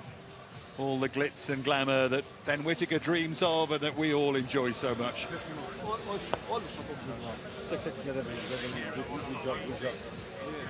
Don't lose concentration, you know.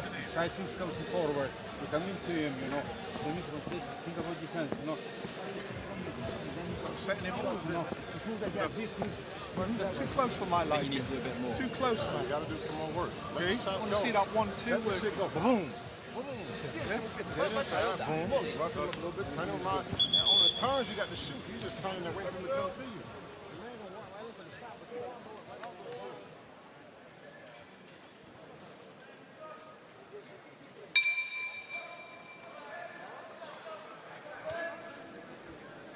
It's always nights full of memories, these. You see Evander Holyfield watching on.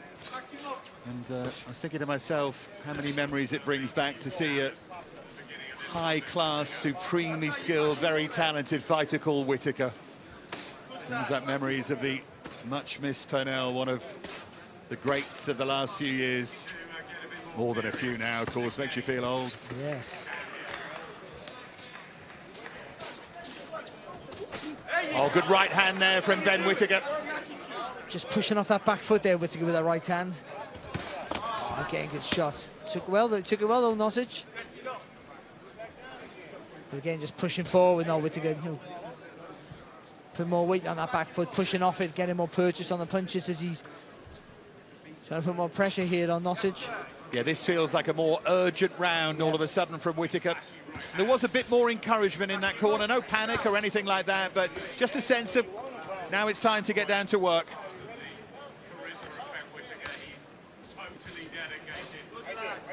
I mean, this is the case. You don't want Nosic to get into a rhythm here, feel, you know, and start, you know, getting more confidence. You've got to try and take that away from him, put him under pressure, and he's trying to do that here, Whitaker.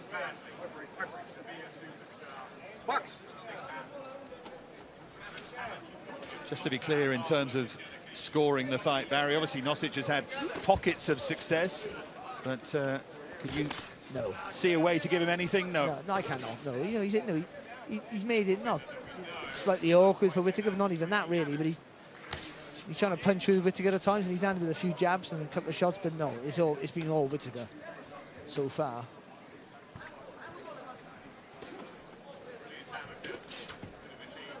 A bit like Ben Whitaker, I was trying to find an angle, Barry. Final minute of our fourth round here. Slightly sketchy performance from Ben Whitaker, nothing wrong with it. He's learning the game, of course, learning the pro game. Nosic has made him think. It's a good performance from him, but again, because of the way he acts and portrays himself, and that team that he's chosen to take, a good shot, it's lovely work. Then anything other than a fantastic, sparkling performance is going to be criticised, and that's the risk you take of being, you know, extrovert and so on and so forth. But I think he's a big enough character to cope with all that. But on the basis of just where he is, his second professional fight, it's a good display against an undefeated kid who obviously clearly can box in Nosic. Very, very self-critical, Ben Whitaker, and he'll be keenly watching the tape of this and spotting every mistake. Haven't been too many of them so far, though.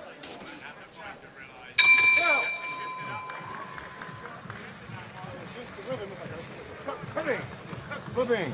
There's a touch, slow, and then they bang. You got the distance. All you do is measure the man like this. Touch, bing. Again, came a little bit more assertive in that round there, Whitaker, trying to push behind, push off that back leg, trying to get more power in that right hand. And early in the round, he found the distance, found it quite quickly. But Nosic showing he can take a good shot. Not riding that punch there. That was a lovely, really well timed with the distance there from Whitaker. Something he's had a little bit of trouble finding that distance with the right hand up until that little exchange. Okay, back him up with another solid round. You gotta do much work if you go ahead and put that little rhythm together. The fight will be over. Yeah. All you gotta do is just touch. Back him up. Give a second. Touch, then boom, boom. It's one neck. Touch, then boom, boom. Touch, boom, boom.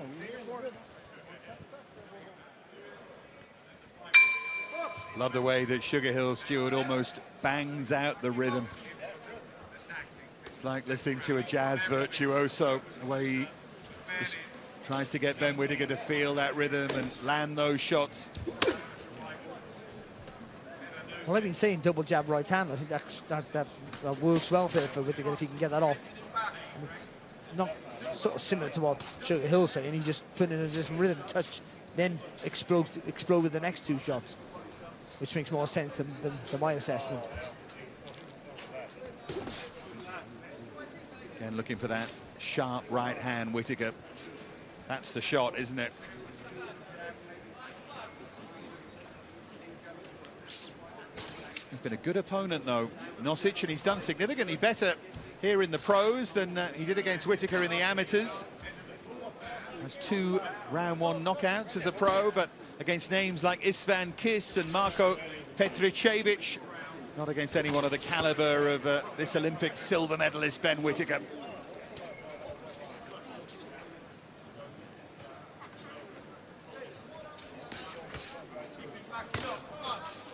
Just got to be careful here, Whitaker. He doesn't give Nosic a little bit more confidence, so just got to keep that pressure on him though.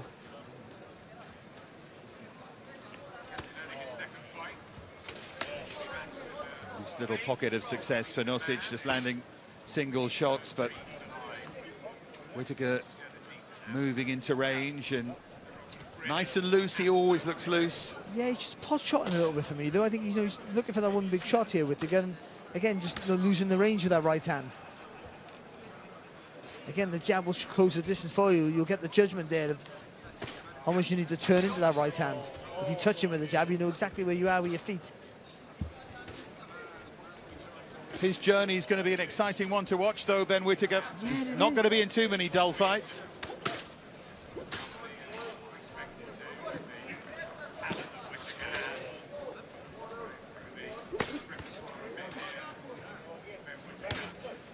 It's going to be fascinating to see how he's matched going forward, actually, how quickly they move him. Yeah, I don't think there's any panic. Everyone moves at their own pace, and I think that's true. But when you have an Olympic finalist, then you tend to think they're going to be moved faster than, especially in this generation, of course. All fighters have moved fast, but I think, you know, this is a good performance from him so far. It also shows that, you know, you don't go crazy with the levels yet. Yeah, because for many fighters, this would be a really tough second fight. Whitaker is just about cruising through it now.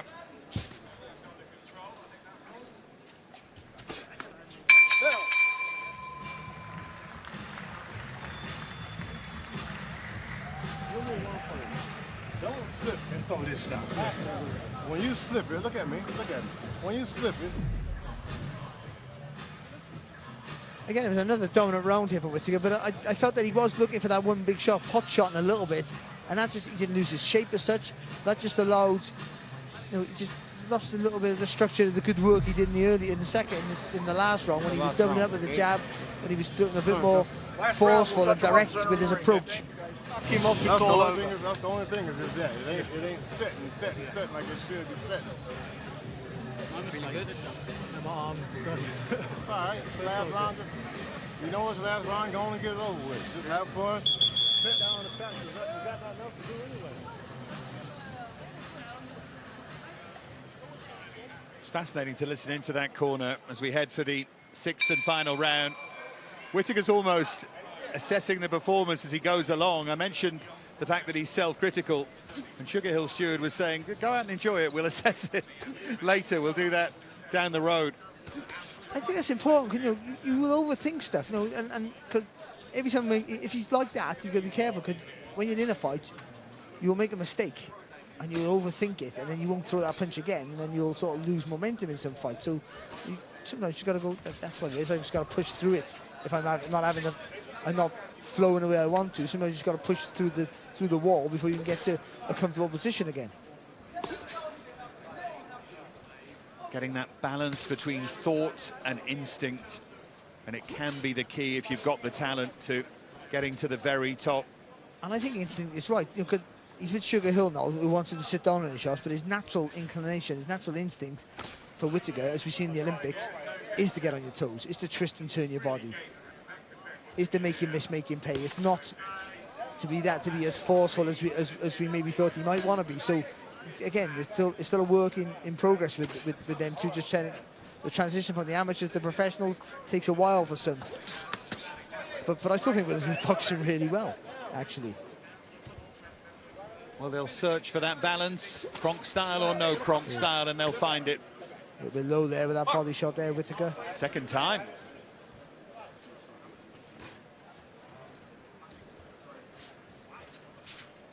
But it's still the double jab right hand that if anything gets the fight finished. It's that combination for me.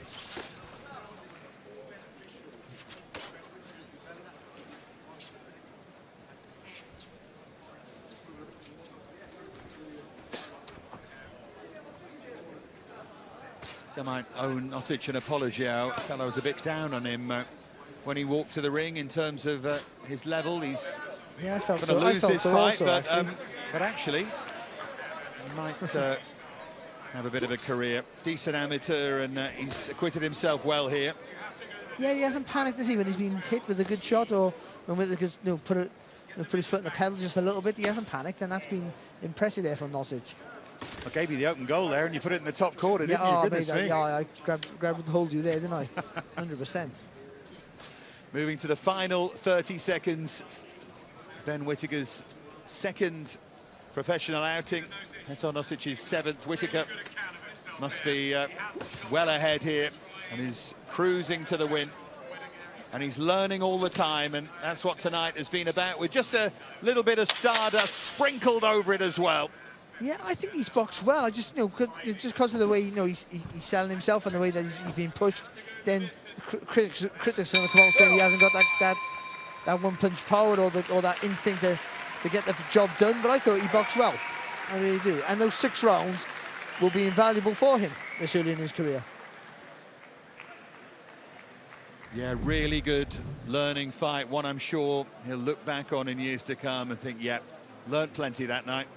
And also, he's the guy here who's 6-0, so I don't think Nosic is anything great, but he obviously good. He knows how to box. You can see that. And also, when he got hit, he didn't look. When he got hit with some decent shots off Whitaker there, nothing ever concussive, but he got hit with some good enough shots to put a panic in a more inexperienced or lesser ambitious fighter, and it never. So Whitaker, it's a good experience for Whitaker, knowing that everyone he hits, he's not going to want to look. He's not going to want to look for the way out. He's not going to look for the back door. And that's a good lesson, so early in your career. So all in all, it's a good performance and a good win for him.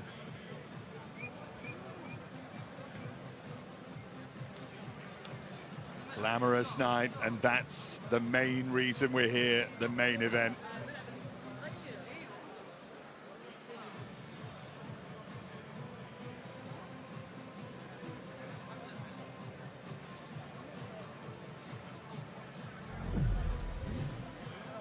Well, David Diamante is in place here, and the fighters being called to the centre of the ring by Frank Garza. I'm fairly sure Nosic is going to get there in a moment, and will confirm what is surely inevitable. Let's get to David.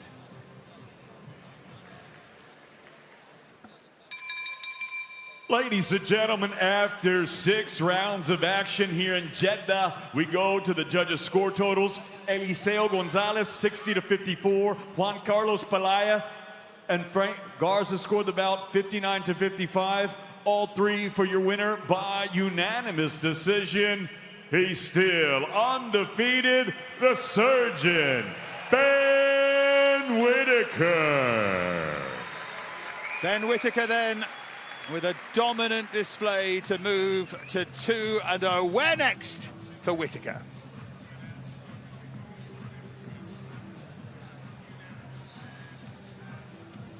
Well, we're going to hear from Ben Whitaker in a few moments' time. Andy Scott is poised and ready. But first, a pose for the photographers. And just that sense of the stardom, further stardom, professional stardom that maybe awaits. And there's David Diamante and Sugar Hill Stewart getting in on the act as well. Our MC can spot a star when he sees one, and so too can Andy Scott, and here he is.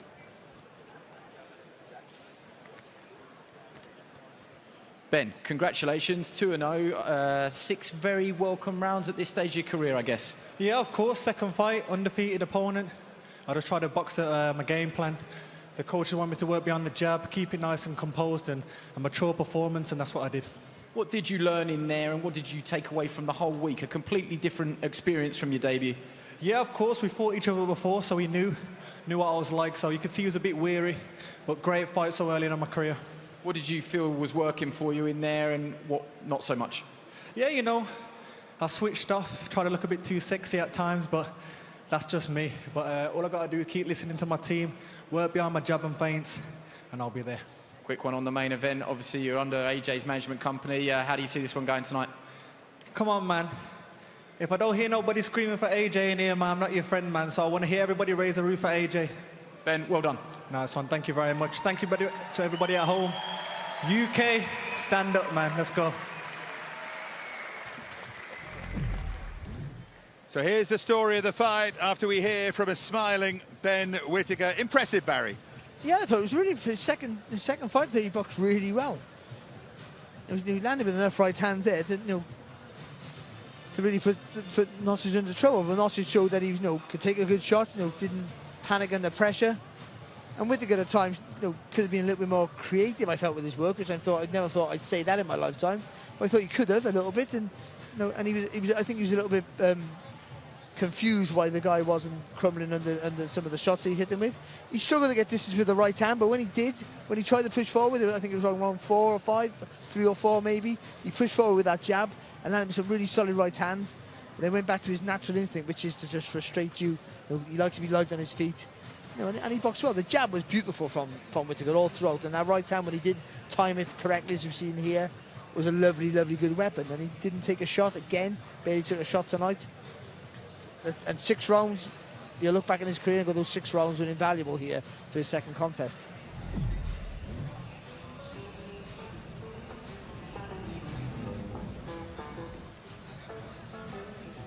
Usyk Joshua to come as our main event, as AJ looks to grab back those titles. Coming next, Andrew Tabiti and James Wilson. This should be explosive at heavyweight. And of course, a terrific card coming up before that main event.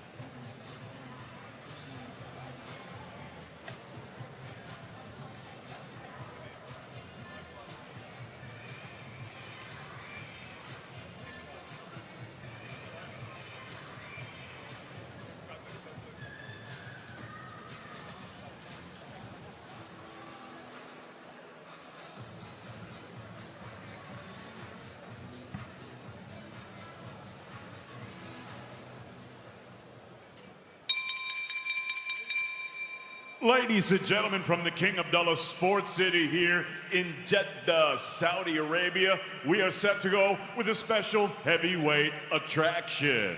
Set to make his ring walk, fighting out of Los Angeles, California, it's Beast versus Beast. Here is the undefeated James Wilson.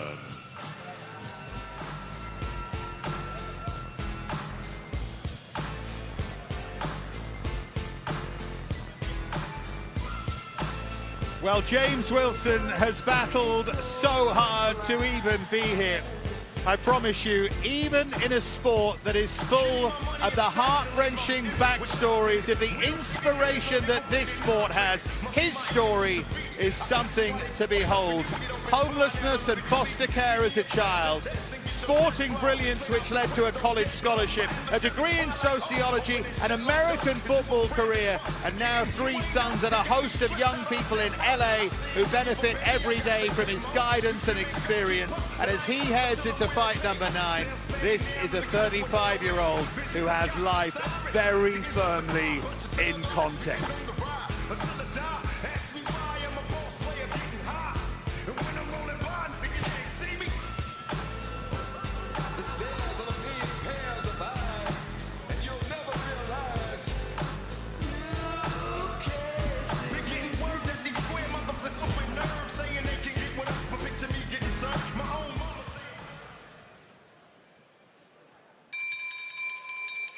And now set to make his ring walk, fighting out of Las Vegas, Nevada, Andrew Tabiti.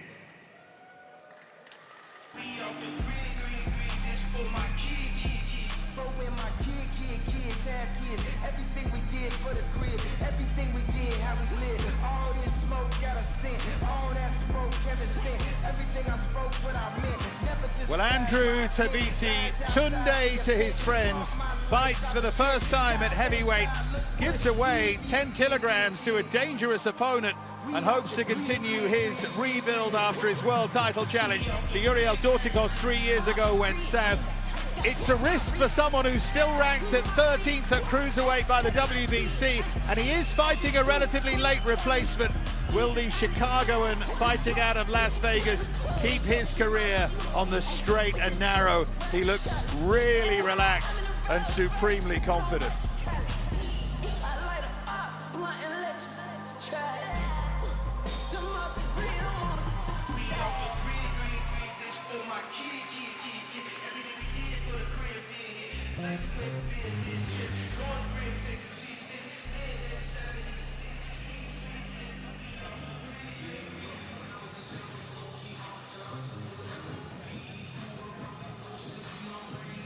The tail of the tape as Andrew Tabiti takes on James Wilson. Both the wrong side of 30, but look at that weight differential in kilos, 108 and 98. Wilson carries that advantage. It may make it interesting for all the class differential. Let's get now to David Diamante.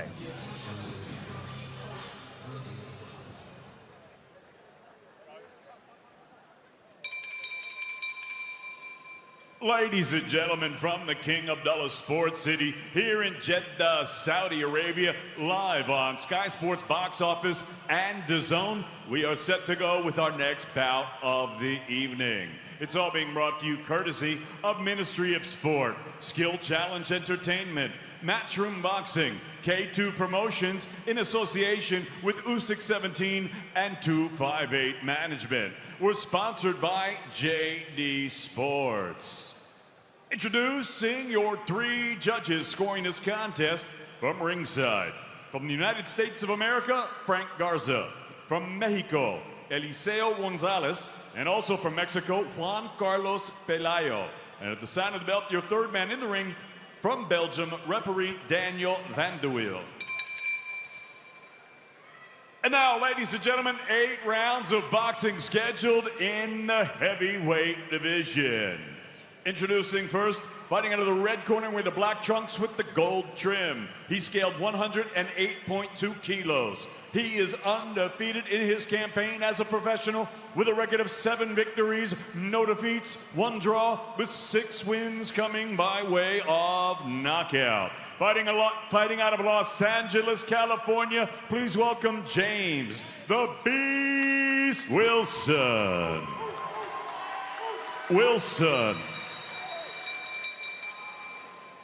And his opponent across the ring, fighting out of the blue corner. He wears the white with the gold trim.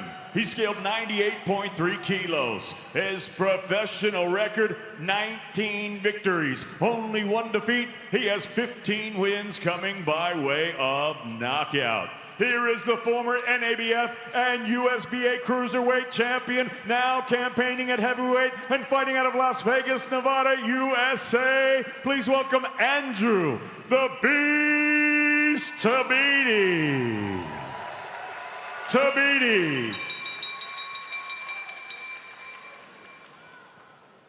I expect from both of you a clean fight. Obey my commands at all time and protect yourself at all time. No rabbit punches. No lower than this, and no kidney punches. Good luck to both of you. Well, there is a significant gap in the levels at which these fighters have performed so far. But given that weight differential, given the fact that James Wilson's the more natural heavyweight, certainly it brings him into the fight a little potentially.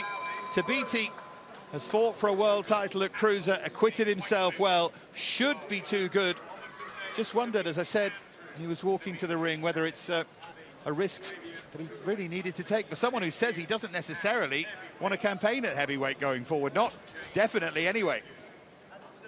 Yeah, that's the worry, isn't it? If he can still make cruiserweight, there's a worrying sign that, you know, when he feels the power of Wilson, what will happen? but also, you know, we've seen Tabiti before. He has a lovely jab, nice smooth style to his work, and decent variety as well. So you tend to think that, you know, if he can box it anywhere near the best is best, then that should be too much and should negate the strength and power that Wilson might have over him. 6 of Wilson's 7 wins have come early, 4 inside 3 rounds. Tabiti has 10 though, 15 knockouts in all. He carries power, big power at cruiser. We'll see if it carries here. Had that win against Ruslan Fafer in Ekaterinburg in October 2018. And then after moving through that quarter-final, World Boxing Super Series, lost in the semi, which was a world title challenge against the very impressive Dorticos. No shame in losing that fight. No, not at all. I was ringside for the Fafer fight. You know, he boxed really well that night. He did everything. He's a good, solid, strong opponent. A good right hand, a good sneaky right hand there from Tabiti, and there's that solid, fast jab. And also, when the power transfers of the heavyweight, but the speed is what's going to cause Wilson plenty of problems here. Got to quicken those feet up there, Wilson. Get nice and low, quicken those feet up and try and shorten that distance. Yeah, there may be a weight advantage in Wilson's favour. There is a very clear speed advantage for Tabiti. Some nice jabs.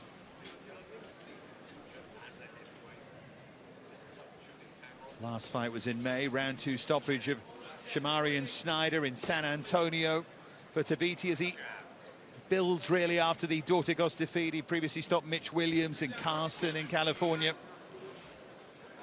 Needing those fights really to help him bounce back, and this one fits into that category as well. Another good jab from the hip from Tabiti. Yeah, but Wilson's sitting on that back foot, and he just showed a good little bit of head movement there. Just making Tabiti miss with that jab.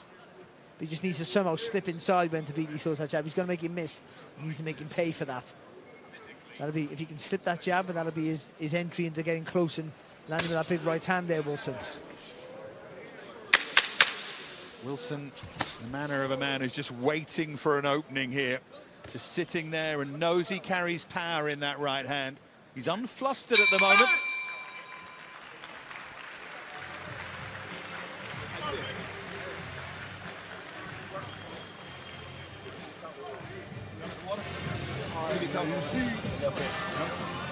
So don't phase it. You'll do it, okay? You get some more jabs there, all right? Some more jabs, step back some time. Yes, sir. That was good how you start touching. Touch his lead glove with the jab. Touch the jab and then put your double jab. How you feel? Huh? That's it. And don't explode, though. Work your way inside. Caterpillar, all right? Little by little. Voice there of Shamil Meekins in the Wilson corner. We come back with the hook, though. Otis Pimpleton with Tabiti. Keep your business. Deep breath, hold it, let it out. Great first round. Mike, you got more than that. Great job.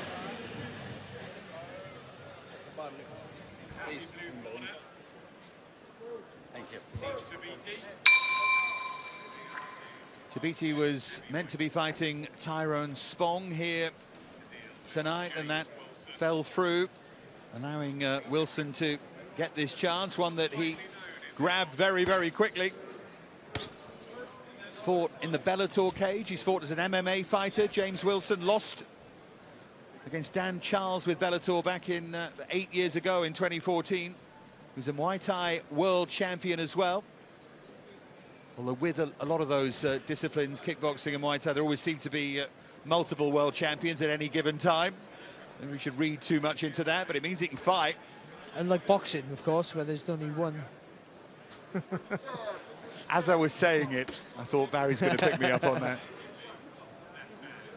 But what it shows is that he knows how to look after himself, I'm sure. And what you find a lot, especially with kickboxers, is that they somehow, when they go to the pro ranks or convert to boxing, then they have power.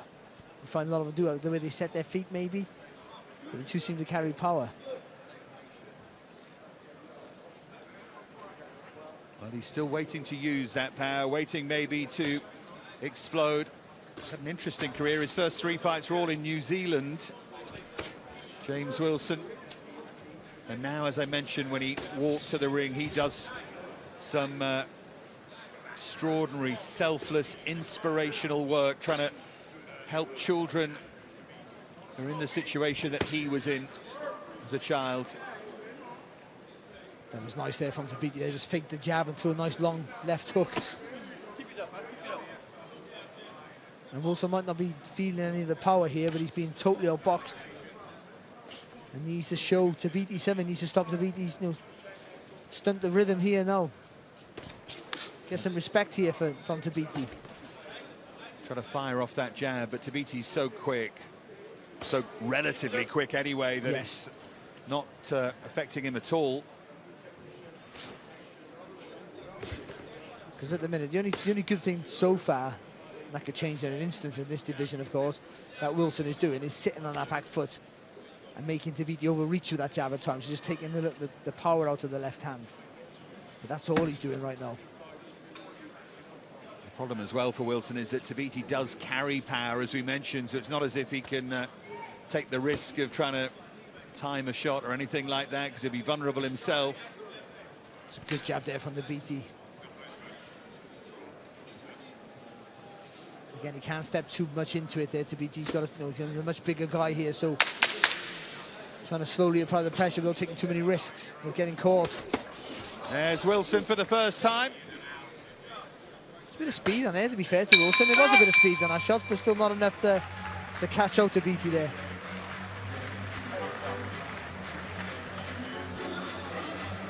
We're not going to take a round off, all right?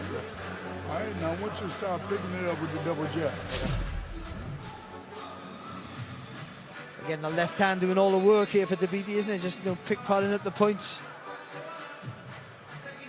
You haven't seen much from Wilson, but if there was any sort of thought to his work, it's been really stunted by that left hand there at Tabiti. It was only there in the final seconds where Wilson decided to let his hands go.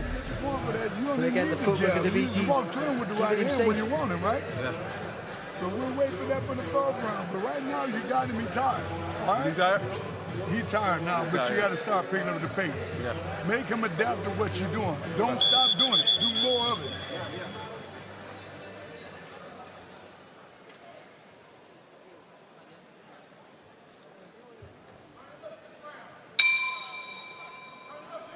Those little tidbits you pick up in corners are so fascinating psychologically. Did you hear that when Otis Pimbleton said to Tabiti, he's tired?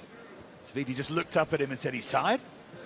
And that was confirmed, and he came out with a glint in his eye and a spring in his step, and let's see if he'll just try and pile on the pressure a bit more. Nothing reckless, but just up the pace, maybe use that double jab and see if he can get Wilson even further onto the back foot.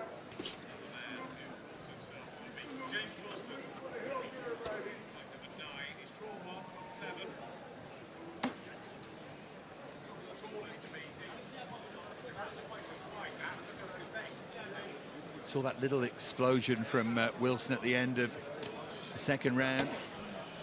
Needs much more of that. Yeah, it's not enough, is it, to be fair? I know it's easy to say and more difficult to do when you're a guy with better boxing skills, faster hands, and far more experience than yourself. But still, you're not getting hurt with anything yet. That's a lovely jab though from Tabiti. But it doesn't look like Wilson's getting hurt with anything, so he has to try and commit. Now he has good head movement at times, but he needs to do it not over the back foot, over the front foot, so he can slip inside the jab and throw off that slip. You make you miss, but you've got to come inside the punches and throw over the top. And try and, there's no point being the bigger, stronger guy if you're not going to make that tell and implement that over your opponent. You look at the levels. Wilson just evaded that right hand from Tabiti, but his last fight was a majority draw against Miguel Cubos, fighter with a 13-20 record back in March 2019. And with a decent left hand there, left hook there. Oh, left hook there from Tabiti. Got Wilson's attention. There's the punch of the fight so far. I was just saying, Wilson caught him with a decent left hook, but Tabiti paid him back in spades there. Stop! Stop! Come on, no!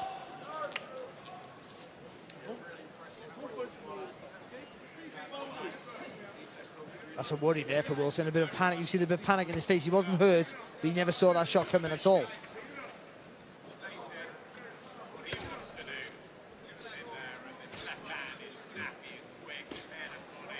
Well, jab to the body there from Tabiti. You see adding the variety to his work now, Tabiti. Just showed, I know, when he had a bit of imagination, when he landed clean, Wilson didn't see it coming. He's more of that. Good right hand there from Tabiti, tried to follow up that jab. Just a sense that he's trying to slowly break Wilson down here, as Wilson maybe tires.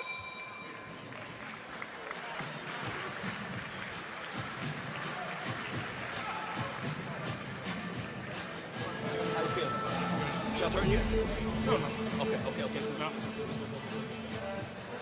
But it looked like he took caught with the left hook, but it just in the end looked like flush from our angle, but actually he just evaded, didn't he there, Wilson?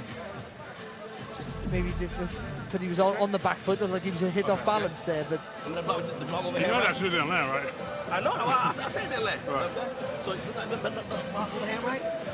He's 7. I don't know if he got power like that. He don't want to throw it. He's got to throw it. We're not worried about him. We're not worried about him. He don't throw it. I'm gonna get him. He only got one punch in his hand.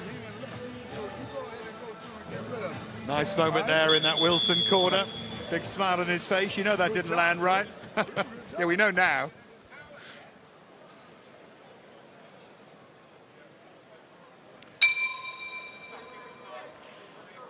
He's quite a character, James Wilson, and I do encourage you, I don't say this every day, but if you've got spare 10 or 15 minutes, just look him up and see some of the work he does. It's I haven't got time, we're watching a fight, but it's something else, it really is.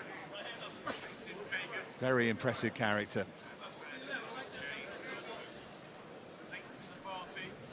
But if you want to win this fight, he's got to start doing more of that. That's better from him.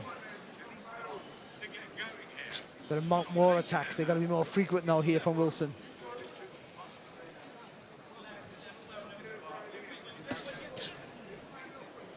Just I see Tabiti, he got a nice fast jab. Just to step behind him with that front foot. If he steps behind it, he gets more weight on the shot. But he can also take a step out, put him in a safe position back.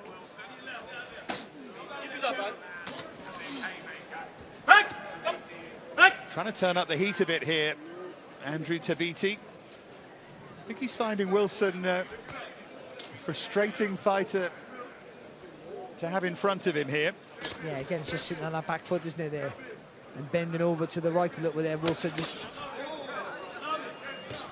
That right hand from Wilson, maybe now is the time that he's going to try and crank up the pressure, but jabs there from Tabiti, useful shots from him. But he landed with the right hand there, Wilson. I think it was partially blocked, wasn't it? Or slowed down with the gloves there of Tabiti, so he didn't get the full purchase on the shot, but he's showing a bit more ambition in his work. Oh, now he's trying to use that weight advantage. Now he's trying to come forward and bully Tabiti a bit.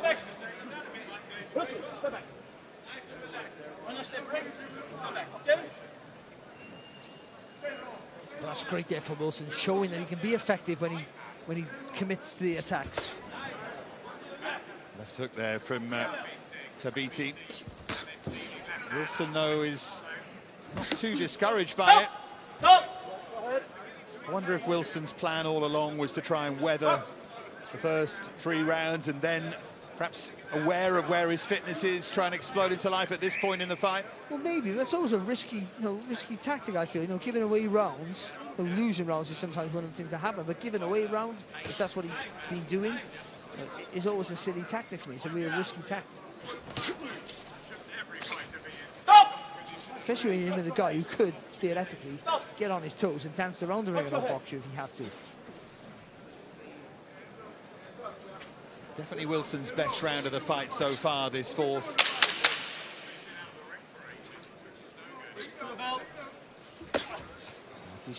Decent shot there from Tabiti. Not fully connected, but it was a nice fight, strike hand. Halfway through this fight then. Whether you gave Wilson that 4th round or not, we'll find out, but Tabiti ahead certainly in the fight.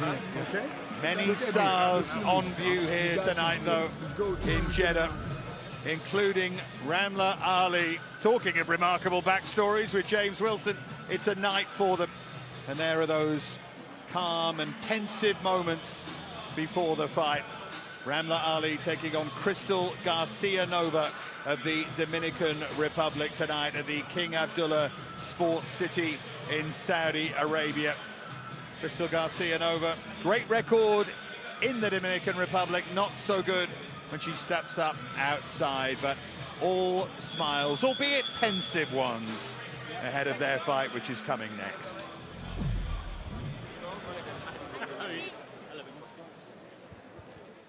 Back to the present.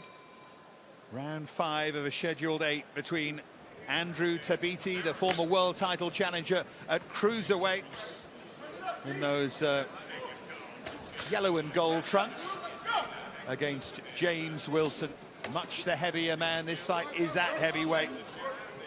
And maybe the signs that Wilson was starting to work his way into this in that previous round.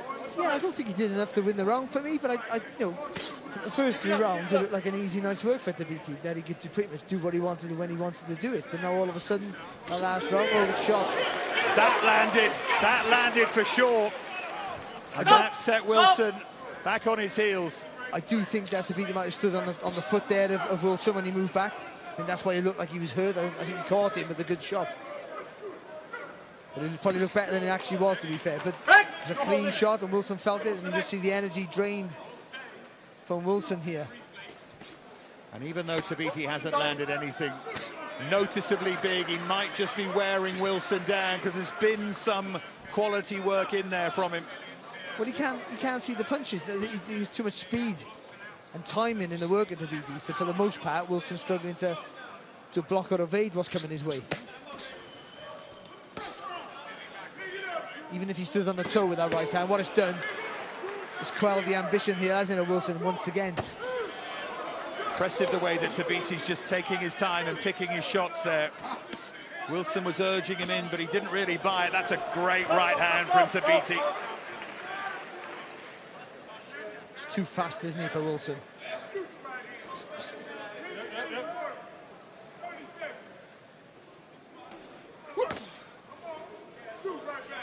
Too telegraphed, that shot for Wilson. I know he's trying to play possum there on the ropes, but to be too fast to hand and foot and brain to not see those shots coming. And using the feet well there, Tabiti, and eventually too much for Wilson. Uppercut from Tabiti. 6, 7. And I don't think he's going to recover here. Oh, he twists and turns, and he's up, Wilson. Decision to make for Daniel van der Wiel. He allows him to continue with 30 seconds remaining in round 5. To the body this time, Tabiti again. Wilson looks a little bit shaky. He just can't see the punches coming. That's the problem for him here. And that uppercut, because he didn't see it. He's looking at the floor, he took the shot and had to go down. Can he make it to the end of this 5th round? Another good uppercut in there from Tabiti.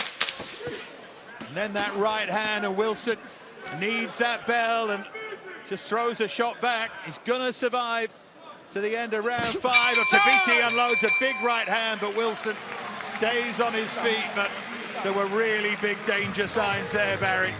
Yeah, he took it. There was a hard 30 seconds there, wasn't there, for Wilson? He's absolutely exhausted as well. I think that's a big factor with him. They're looking wobbly on the legs. I think the energy's totally drained from his body here. Just see here now, you're going to see the lovely uppercut here from Tabiti.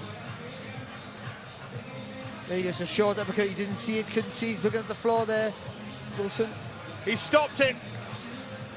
They pulled him out.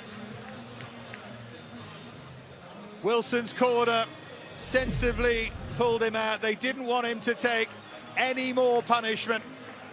You could hear a conversation developing in front of us. It was hard to be definitive about it, but there was just a little nod then to the referee. And I think that's sensible, Barry. It's certainly the right choice, because one, he was hurt, 2, he was getting totally outboxed, and more importantly, he was absolutely exhausted.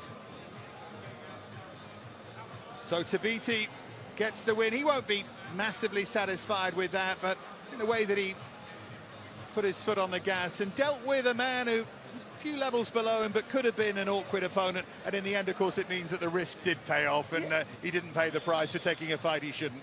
I think he'd be happy with that, to be honest. I thought he boxed quite well. He's a guy who's much bigger than him, but obviously massively inexperienced compared to him. and he dominated almost every second of the round, and then got the finish early, which is a good night's work for anybody, of course. It'll be interesting to see where Tabiti goes next. He's talked about seeing his future at cruiser and at bridger. Thought Barry would enjoy that. Why would you spoil a good night by saying bridgerweight? But that's where he sees the future, and that might be the best future for him. He wants a world title. He's worked hard, and he too came through plenty as a child to get where he is. It's good to see Andrew Tabiti smiling. That's 3 fights since that failed world title challenge and 3 wins now. And Wilson will carry on inspiring and working and fighting every second of his life. And there was no disgrace in that display tonight, that is for sure. Let's get to make it official to David Diamante.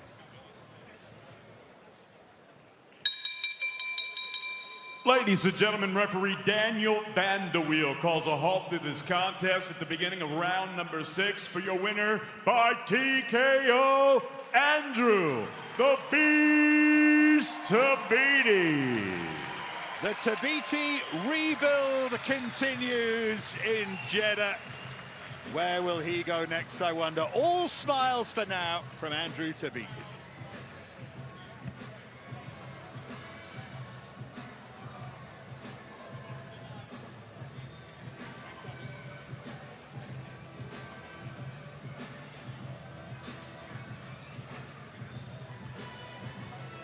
Going to hear from Andrew Tabiti in a few moments' time.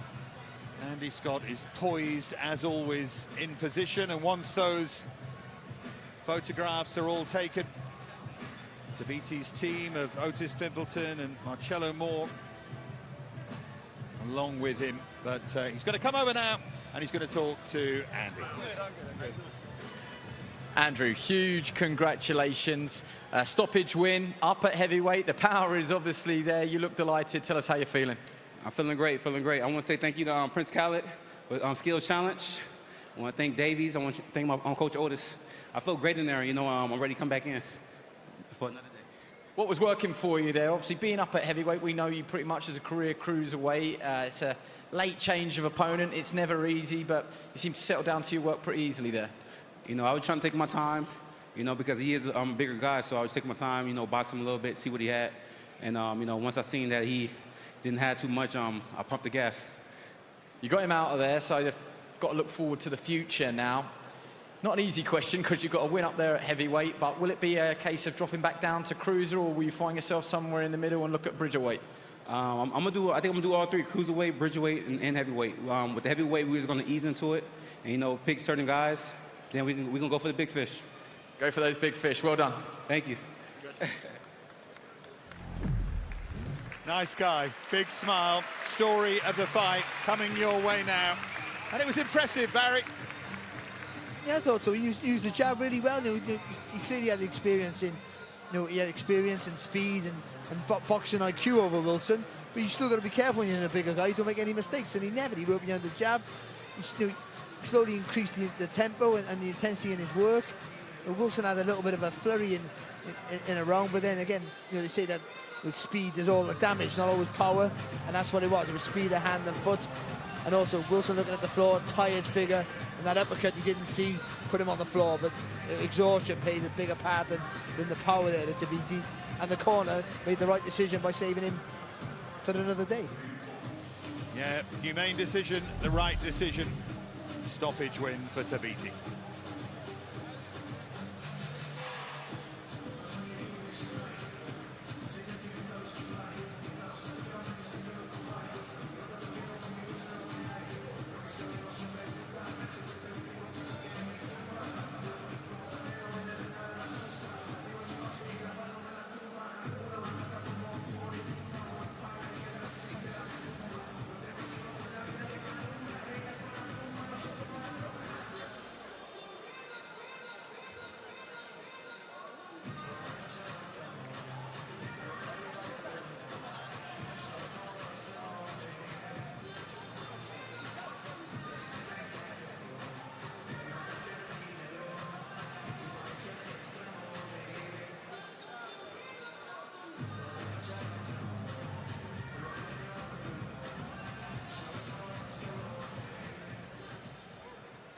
His partners like Saudi Arabia, they were such good occasions.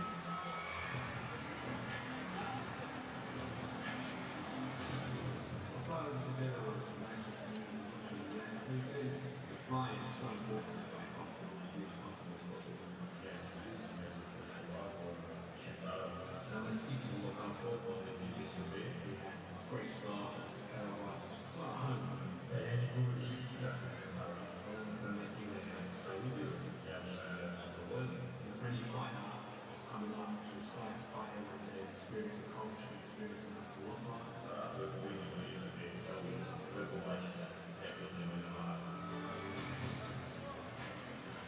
preparation is very important. So you should have that.